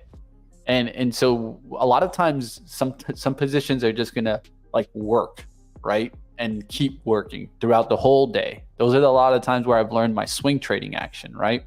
So on NVIDIA, let's see if it gets me out here. Boom, just triggered out. And I'm still green on the day. I am gonna just pop over to my what may turn out to be my scratch account, because I had some, and this is where I had some just bad decisions yesterday, and yeah, boom, now it's in a tough spot. But right when we had that pop on everything else, GameStop, strong rejection there. So you know what that tells me? We're back to negative beta days. So this is just like old times on GameStop, you know. All right, let's go. Let's go. And you guys keep dropping in those tickers as we keep going. We'll definitely try to catch some of those. It's 10:23. Get your ideas ready, because we're gonna do the you choose, we trade it coming up. That REBN, man, we should have got that Reborn coffee this morning, Scott. That was a nice one. I'm in short again. So yeah, added here, got in here, added there, averaged out. Like I said, it was like $20 here, and I'm like, yeah, as soon as it comes to 365, that's going to 440. So I just shorted 440. So I covered that trade there, $20 loss, and then I've just shorted 440 here. There you go, trader life and execution for you. Just put in a couple trailing stops on ARM here to some partial trails. But it looks like I'm coming up on my first real take profit target, which is exciting. Shorts look trapped in Mullen. Yeah, it's a Mullinator, man. I think this keeps going. It's like a cavity, dude. Can't just get rid of it. Gotta go to the dentist to get rid of that. So this is fascinating to me. I'm trying to tell if this is hedges being taken off or a sector rotation, right? Because we've got indices testing. I don't have my hotkey set to share this screen. It's annoying. Right, so we've got indices testing from below. See on SPY, we've got that gap testing the last little bit of it, the gap up. Q's right at the close there. Russell also has, okay, this is interesting too, right? Russell has a much larger gap that it could close to the upside. So there's a lot of upside potential on Russell, but I'm seeing, looks like mega caps of all sorts, right? The semis are pushing, we've got Target pushing, Amgen pushing, Disney kind of wobbly. Yep. This is one of those days where it's flipping, right, Tim? It's flipping a little bit here now. It's going back to those growth names. Yeah, but now GameStop rejecting, AMC rejecting, Enovix rejecting, Rumble rejecting. So the kind of memeier things on my list are. But again, the non-sexy name, the Duke, starting to make a little bit of a lift there. Well, Amgen, I can't tell if this is a rising wedge or not, but Amgen is just ripping. Yeah. And Carvana, this could be a catch on Carvana. And if we do have that upside and reclaim, actually, I might get in a little Carvana. That'll be a long for my other account. Small one though. Carvana's a little one that packs, well, not even so little, but packs a big punch. So, a man from Pubmatic on the Schwab Network right now. I'm gonna have to bring him on, guys. There's one thing that I definitely have some connections with is some CEOs. So Raj Gurav right now, he's from Pubmatic. He's on right now. We need to bring him on here, have an interview. What do you guys think about things like that? Let us know in the chat if you guys would be interested in getting on CEOs and other executives on to talk about the stocks, and maybe it's just stock experts, right? Let us know what you guys think. We're always willing to make improvements to the show. So if you guys have some feedback, let us know. We'll make some improvements. We'll keep it going. We're here to bring you guys value. That's what we're all about. Carvana is starting to look interesting there too. I agree. Here's an interesting one. Airbnb had a couple of pullbacks. I know Americans on my radar. Man, if I would have held that swing, Scott, American not looking too bad, man. Since that Monday 1396 buy, that 1440 pulled back to the 1420s, starting to get stronger. Yeah.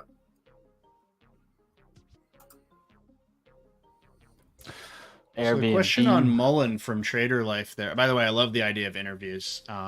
So the question, did you answer that already? I'm looking at it and I could see a short here. It's strong out of the gate, but it is weakening. So this is where I would use tools like the Heiken Ashi candles, right? I mean, you can kind of see the same thing forming on the hold on one second here. Excuse me one second here.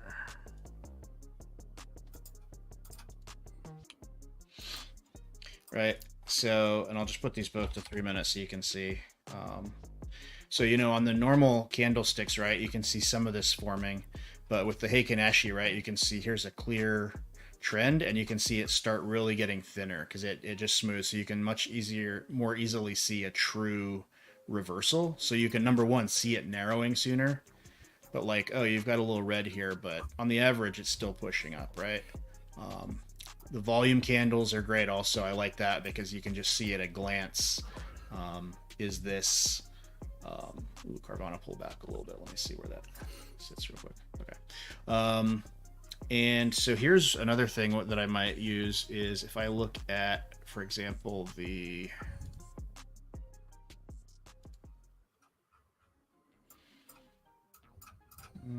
go a little bit wider. So this is where I like to use things like the fib channels, right? So I can look here and I can see like, okay, the support levels. Where is it within that channel, right? So it's in an uptrend. And what do? We came up, right? Came up, up, up. And here it's the Heiken Ashi candles as well. So I'm not using the wicks, I'm using just the bodies. So even on a short time frame, like seconds candles, I can make use of that. And what do we see here? It comes up, goes past the 161, actually gets up to the 261 here, and just rejects. So it could lose the channel right here. And in fact, there we go. We went right down, came down, and then that's what the 30, 38, and the 23. So if I overlay my normal fib levels, right? And this is actually what you want to see, right? You got a confluence. It's testing a key level here as well. So if I go, see what is the little swing high there, down to the low there. Boom, look at that. That's a 161 of this here. So yeah, I think you could do a short here and just to stop above this high. I think this is the first point. This is the key thing. This is the first point at which it was pushing up within the channel. This is the first point it's actually losing that channel potentially. And if you wanted, you could even put your stops, up in here, corresponding to the levels within the channel, which will get you a little better than putting it up at the high, right? But also be aware, it depends on your determination, right? If you put it above here, you might want to do that if you want to stick with it because it could be still within the channel and pushing up. So depends how hedged you are and your conviction of the overall move. But at least knowing where it is within the trend can help quite a bit.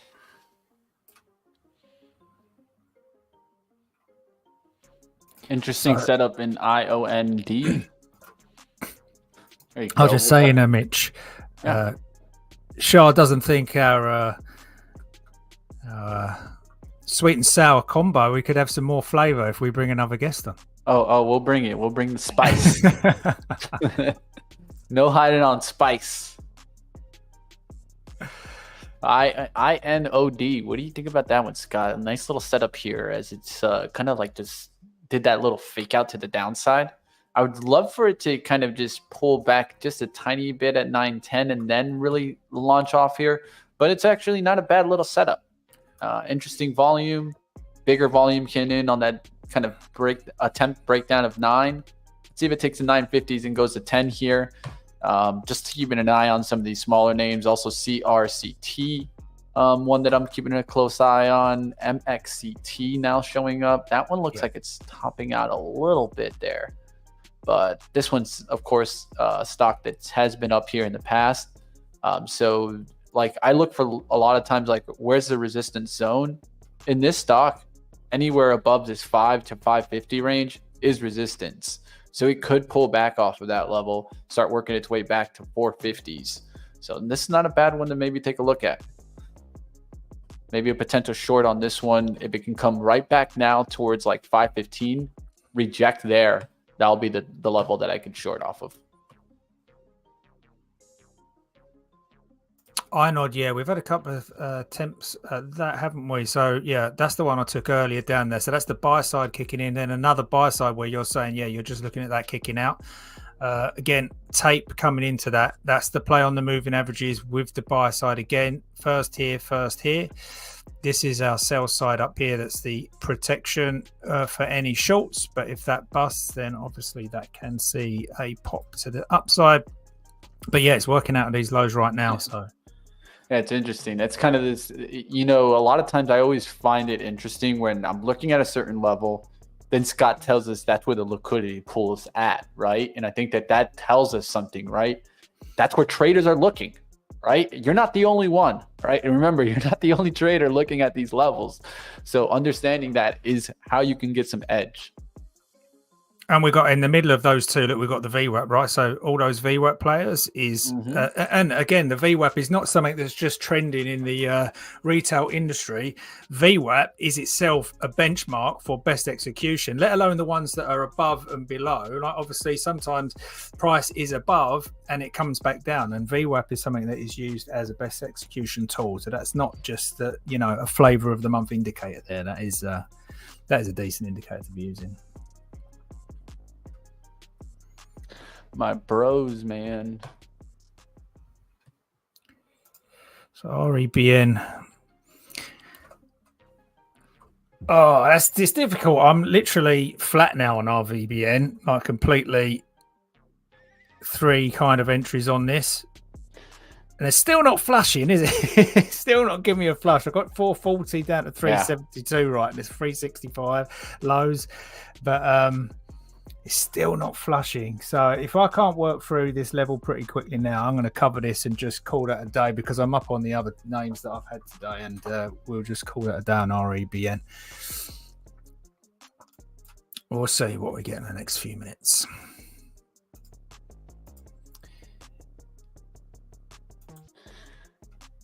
These utility names, man, it's not something that's the sexiest, man, but this is what I mean by trends a lot of the time, and I try to point to them, even if I'm not trading it, right? Like I talked about PCG earlier today, how that could maybe go through the 770s, get into the 18s. It's already up to 1788. Daily chart, you can see how it's approaching the highs. The XLU, that utilities trade is just strong. Look at the 5-minute trend from today. Pulls back, gets bought. A lot of times this is doing like hourly pullbacks and then getting bought off the support. So it goes resistance, support, buys. Resistance, support, buy, right? So that's what we've been seeing a lot, at least in this sector. Defensive area also on the radar. So I'm looking to see what happens on names like PG, CL, But definitely I've been seeing a shift there. And earlier today, this was all red, right? All red. Now, a lot of green on this. And in the red is real estate and healthcare. Other than that, all in the green. All right, Wilson's in the green on INOD short as well that we taked earlier. Yeah, so there was first attempt or second attempt, Wilson. That was a nice little it was nice to us to do it twice. I like that one as well. NIVF short order at 177. Let's have a look at NIVF. Oh, right. Okay. More about execution. So cool. Yeah, that's a good sorry to hear that, Scott. Scott C. But yeah, definitely. That's a great topic. Well, I'll tell you what, guys, I think it's a perfect time. We've taken a couple seconds here. Let's go ahead and time for you guys to choose the trade. I'm ready to get after it. The question is, what trade am I taking? Throw it up in the chat.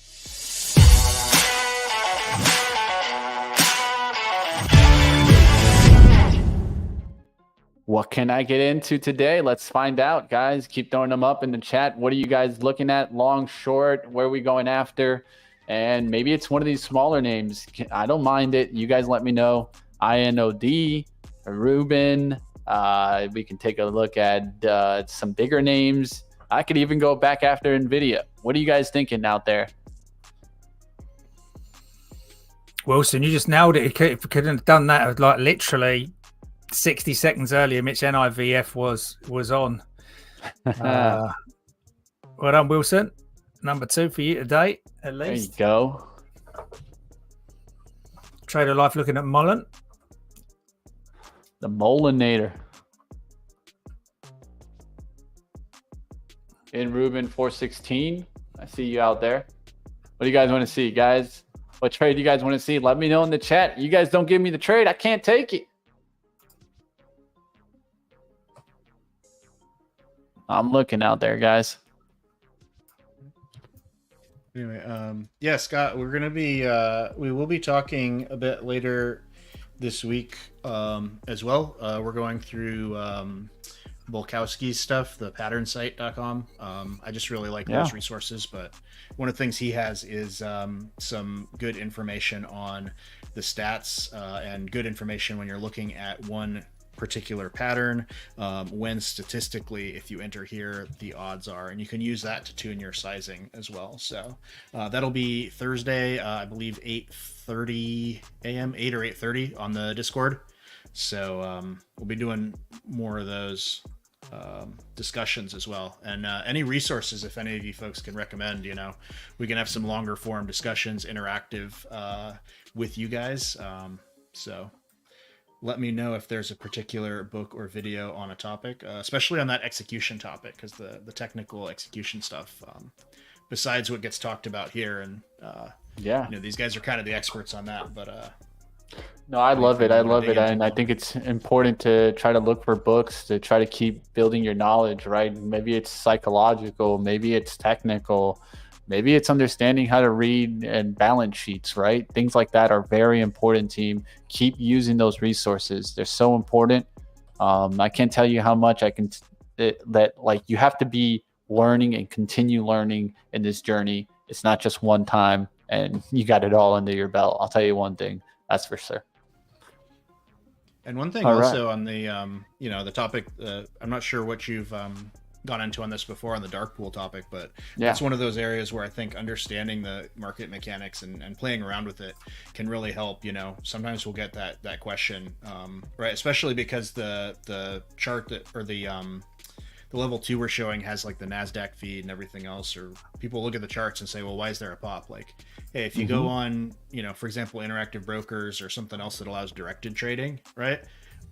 Just have $100 in there, play around with it, do some dark pool trades of your own, right? Or do a directed trade, send it just to NASDAQ and see how it interacts that way. Watch on the tape, like, the things that come through. And I think the more that you just build experience in different areas of the market, I think that kind of sits around in your brain and rattles around, and it's sort of, it's just that comfort level. I think there's nothing really, what's that line from the Expanse from Drummer's speech? Like, nothing is foreign to us, right? Like, that's just, I don't know. Tim, what do you mean Feels like by direct it to the dark pool then on the execution? Go on. So you can select. I know Interactive Brokers has it. Probably others, but they have their own dark pool available. You can send trades to, or you can also do directed trades. So you can put, for example, a limit order, and you can say, "Hey, I only want it executed on this exchange," right? And so depending on whether it's visible or not, and depending how the trade gets routed, you can actually then you'll start seeing those cases where, for example, there might be a fill that's outside where you put it, or similarly, you might be like, hey, I had an order there. Why didn't I get a fill even though a trade happened out in the real world, right? Well, that could be, and you can see that too. If you do a directed trade on NASDAQ, you might see, a dark pool trade go by, right? And so that's just them reporting, basically private parties trading amongst each other, right? Or you might see someone did a trade where they sent it just to a particular exchange because they get the rebates or what have you, Mm-hmm.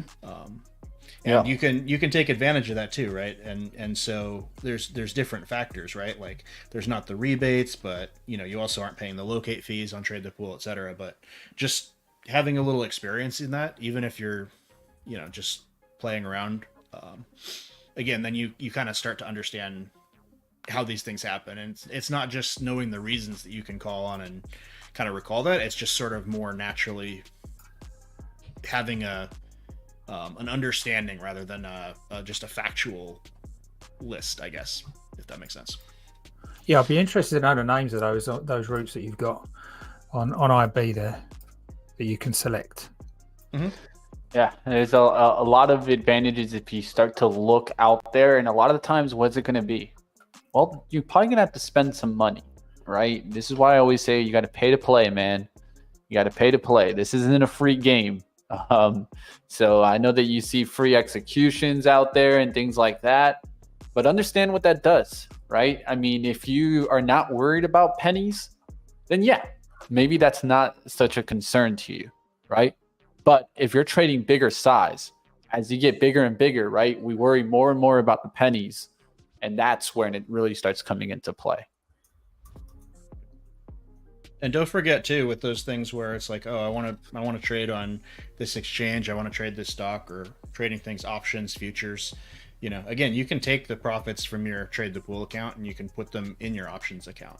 Like I do that. I'll be trading things in parallel, or I'll trade something going into the earnings and trade the pool, and then I'll do an options play overnight for the actual earnings day. Like I have a spread on right now for Robinhood, which obviously I can't and wouldn't want to do in my trade the pool account with just the underlying. So I'm actually gonna look in on Robinhood. I've got you, Tim. So I was wondering why. So the difference between, if you're a pro client on Interactive Brokers, you can get access to that. But if you say, which means you kind of relinquish a lot of the protection that you get as a retail trader. So you can access those pools if you're a pro on Interactive Brokers, right? Yeah. I mean, so yeah, they have Lite in the US at least. I think they have Lite, which is free, and then Pro gets you more, and I think it has some amount of free data. But Pro, yeah, I think it's just a cost, Scott. It doesn't necessarily classify you as a professional. It's just a different platform cost. So as again, right, you pay, and then it used to have a fee monthly. I think they got rid of that, but you direct don't have to routing pay for all your data, and you want direct routing, probably gonna have to pay for it. But they've actually got smart order routing, what we were talking about yesterday, by the sounds of it, on that Pro. Yeah, and they also, so on that, they have like you can pick, and I used to use all the time Arca, because on limits you can get some rebates, things like that. So you just have to look into it, guys. Definitely, if you're looking for that. But you can also keep it simple, right? Get your trading correct, get that down packed, and then you can worry about sizing up. Dealing with those dark pools, man, it gets difficult, and you got to also understand what you're kind of paying for, right? Same way we could talk about shorts and borrows, things like that. I will say too, and then I probably have to go because I feel that sore throat kind of creeping in, and I need to prep for some events later today. But I will say one other thing too, which is just on the strategy and the approach and all these different features, right? Like, it's not necessarily as critical as getting your core strategy down, right? Like where things like the width of the spread and your entry and stuff do matter is if you're oversized, right? You know, or if you're too greedy, you mark it in like on an extension, and then you have to make that up to make any money, right? But you know, beyond that, if you have if it's moving enough, right, and Trade the Pool really encourages us to look for those things that have more significant moves, right? If you have something that's going to move enough to make you money and you're sized reasonably, that like if the spread is going to make a significant difference to you, then guess what? Just the little fluctuations, right, could knock you out. That means you're oversized, right? Take a step down, just take a deep breath, build up, and so there's more advanced things you can do in other markets. If you are doing options and things, you can put limit orders on one side of the spread and all this kind of stuff. But at the end of the day, it's timing and sizing more than anything else. Yeah. So, anyway, I will leave you with that because unfortunately this sore throat is kind of setting in again. I want to preserve my voice for later, but as always, it's a blast. Hey. I am above I have a comma in my ARM trade now, and it is still going. Are you on Nvidia still? No, I am not on Nvidia anymore. So I could go after it again later towards the day. You might even have another short. If you have a tight enough stop, you might have a short entry here. I don't know. It's kind of testing that. Yeah, the cues just keep going though. Sometimes like in moments like this where I feel like some people were kind of bearish and probably got caught today.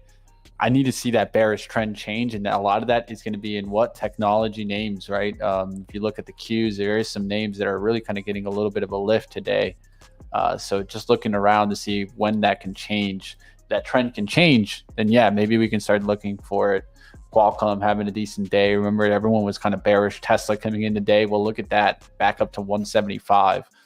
So moments like that tells me just to be careful, right? Don't fight the market so much, Mitch. Try to sometimes see earlier. If it would have been that breakdown, it would have been nice. Remember, I talked about this 440 level. Back through there, the bulls start taking control, and I feel like they're in control right now. So I need to see some signs that they're breaking. And one other thing too. Sorry, I know it's that awkward thing where you say goodbye and you're walking the same direction.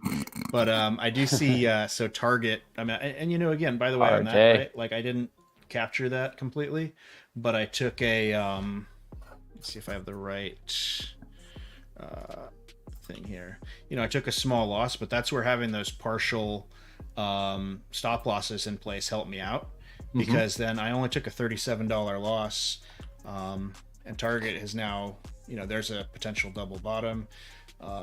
Again, read that book chapter for a discussion on double bottoms on Thursday, but yeah, so I didn't make money, but I didn't lose money significantly either. And guess what that does? That keeps me in this other trade without having to worry. So, but I do see, like, this is what's interesting, right? So SPY and the Qs, right? They're already pushing above their entry. But there's still this big gap that could be filled on the Russell. And now we're seeing like Target, for example, curling up. I didn't look at other retail. Target's looking good, man. And now like Amgen, it was potentially flat. It could keep continuing, but it was weakening. So your pharma was weakening a little bit. Pfizer, same thing. And then Colgate. I bet if you look at other consumer defensives, you'd see a pullback there as well. So we could start seeing some reversion there. So it's going to be an interesting day today, I'm pretty sure. And I'm really looking forward to tonight. So we'll probably have some further discussion on the Discord about the outlook on earnings. So anyway, yeah, thanks. All right. Well, thank you for joining us today, yeah. Tim. Definitely smash the like for Tim joining us today. Hit that like, guys. All right. Cheers. We did touch a little bit on kind of what the dark pool's kind of advantages and disadvantages there. Let's talk a little bit more about that, Scott, before we get out of here today. Let's talk a little bit about the dark pool actions. Today, we're going to talk a little bit about the advantages and disadvantages and how you could trade them, actually, right? That's what Tim was bringing in here. He brought a lot of that conversation up. How have you done? You've done this plenty of times, Scott. You use the liquidity pools. You look into this. What are you using there? I know Tim gave a lot of that information. So where you've got the option to route to a dark pool obviously on a pro account, that's the first kind of retail. Well, I say retail if it's pro, but you know what I mean. If it is just a payment scale, but that's the first time I've known that you can choose to route a retail order, if that's the case, to a dark pool. Nevertheless, generally the broker chooses to route most of its volume through the dark pool. But in terms of how you can have a strategy to trade with it, it is not easy at all. I was just looking at the NQ here right now. In order to get these levels up, and these levels have been sitting here, right? So this liquidity pool up here has been sitting here since, what's that, 240 on the 7th of May, and that is predicted from the speed that was in this tape. It was how fast this move happened to say this is where that pool is going to be, and that is formalized. That's why every time I draw one of these pools, it's not that it's going to work. It's that if you look at time and sales data, which is what I've done, I've had developers look at the time and sales data for areas that I believe dark side pools exist. And I gave them, like, literally looking at it where I think they exist. Then you give them the data of time and sales and say, right, go find it. If it's there, great. If it's not there, then fine. We'll work on something else. But it is there, and you can see it. And it's, what the time and sales looks like. We brought it up. It's not an easy thing to read. Level 2 is not the easiest thing to read. But let's grab a time and sales up again. So time and sales for Tesla.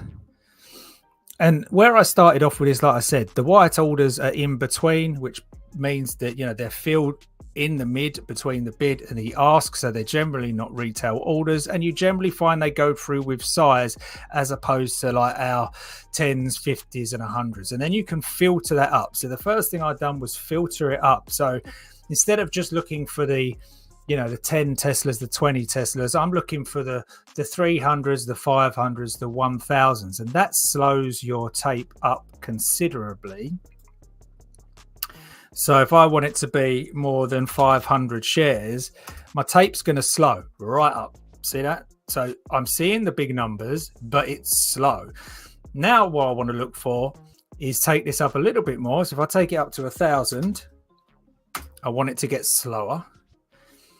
But now what I want to look for is speed on these ones, because now you're seeing I'm almost filtering out all the red and blues unless they're large retail orders, and I'm making that tape slow up. But then when it now comes alive on the big size orders, then that is what I'm looking for. The other criteria I'm looking for is price has got to kind of stop. I want to see that when I come into this level, I want to see that huge speed on the tape, huge amount of speed on the tape, because they're going to be whites. So I won't know whether they're buys or sells, because dark pools disclose their orders for anonymity.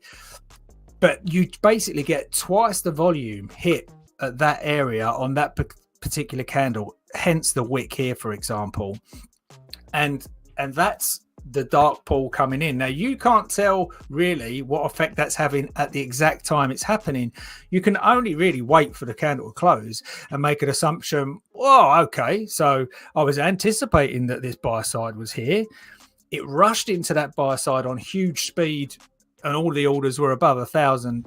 And if you add them all up, sometimes you can come to a very nice big round number, and then you go, right, okay, so they've literally just bought 500 million at this price, because the candle turns green immediately after. And it's just a case of being a little bit more patient for that. But to give you an idea, you can see whenever I've drawn these levels going from these swings, there's always one like a macro swing. So this is the macro for this A to B swing. There's a pull there, but each pull, as it pushes up, each swing grabs another pull and creates another pull, and that is formalized. So that's why when you look back at these levels, you're like, geez, yeah, they're actually pretty darn close.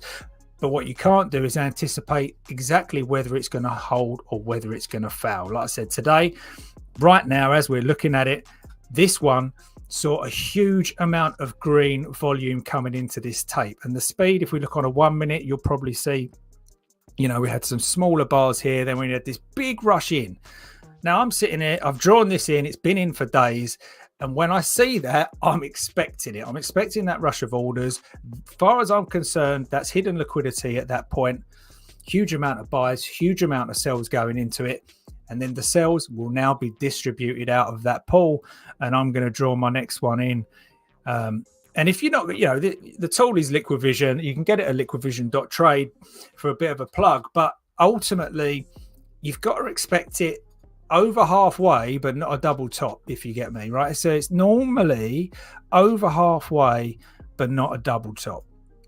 So if you look at any of these swings back here, just on the market itself, it's going to come up, and then this one's pretty much halfway because of the time it took to get up there. If this was to have run up a lot quicker, i.e. if this trend hadn't have gone kind of, I don't know what, let's say 40 degrees, 45 degrees, if this had run up at like a 70-degree angle or 30-degree angle, I should say, then that buy-side pull is going to be much further down.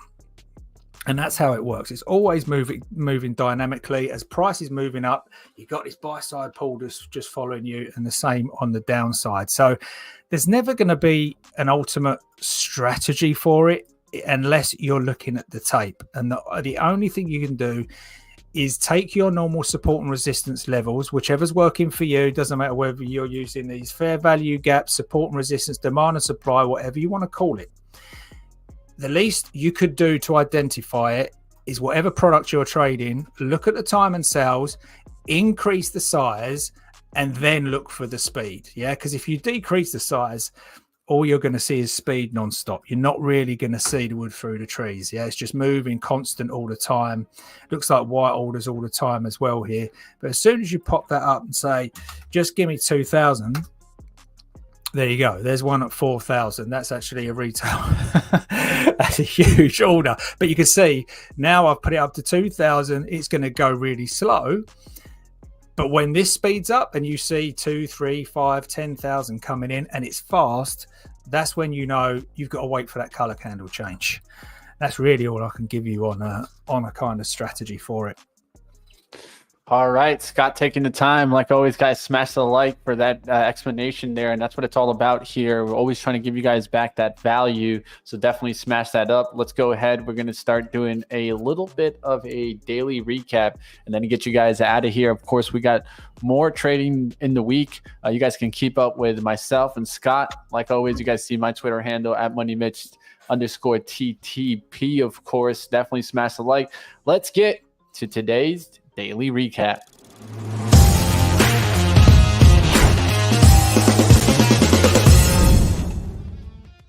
All right, pulling up my screen here. Of course, you guys know that I took that NVIDIA trade. Let's actually just pop this out right quick so I can show you this right quick, guys.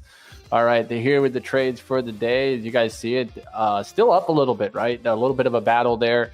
Took a small hit on PayPal. Without that small hit, would have been, up big. Took a shot on NVIDIA. Had a big opportunity there to maybe really kind of expand the winnings on the account. Overall, I am positive on the account. That's a big thing to kind of get over that hurdle, right? I talk about that break even, things like that. I have been battling on this account. I'm up just like 46.80, nothing crazy, but just continuing to battle the day. That's what it's all about today. NVIDIA definitely being the top trade there. We'll see what happens later in the day. This is starting to crack now, so I could maybe come right back after it. Really, the thing that dependent is the Qs. The Qs have been so strong, it's hard for me to go shorting into that, but we'll see what happens there in that action. I'll keep watching different names to see if I can come after a different name. I've also been playing a lot of these kind of later in the afternoon shorts, right? So right around this time, looking for a stock that's trying to work its way back to resistance. Then it falls back down pretty much to the low end of the range. Taking profits on the low end of the range has been working for me. We'll see if it works again.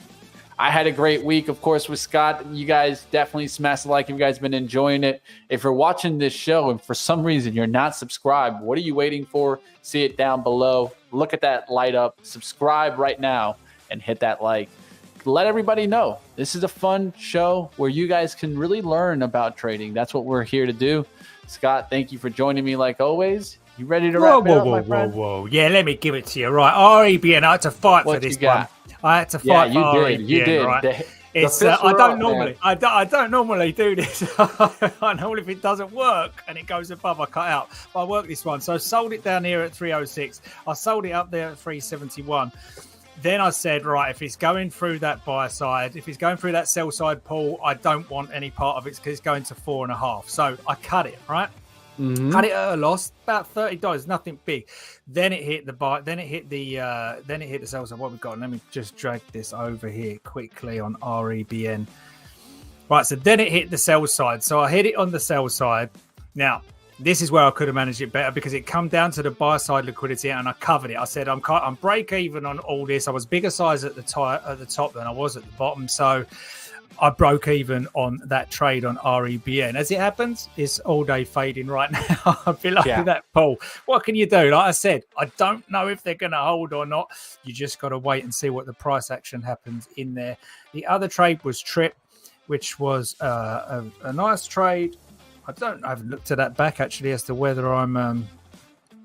Where's that? Go on, give me Trip. Trip. All right, let's trip it over. Let's try it over here and see if we can't get it on. Tripping. It's tripping. Ticker does trip a little bit. One more go on Trip. Oh, it's pulling it off. Just hit the enter. Maybe it'll pull it up. Gave you TR. Tootsie. Yeah, no. Let's do. If I could do it over here, if I go back from the positions field, it might give me it. I don't want to give it. Let's.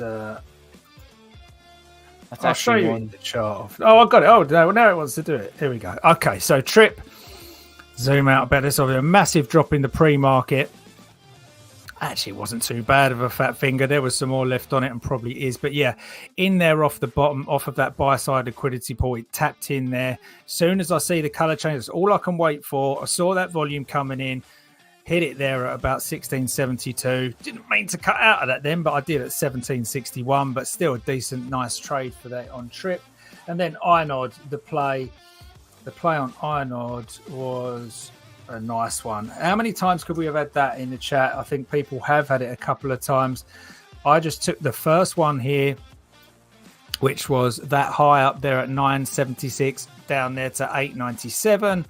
But since Inod has just become a bit of a beast today, it's given you that trade once, twice, 3 times, and then a fourth little one there if you could have missed it. But yeah, always too much to look at and too much to do. But yeah, that's my recap there for today, everybody. Thank you very much. Definitely hit that subscribe. You guys see us, Scott and I, killing it this week. Not a bad week for us, Scott.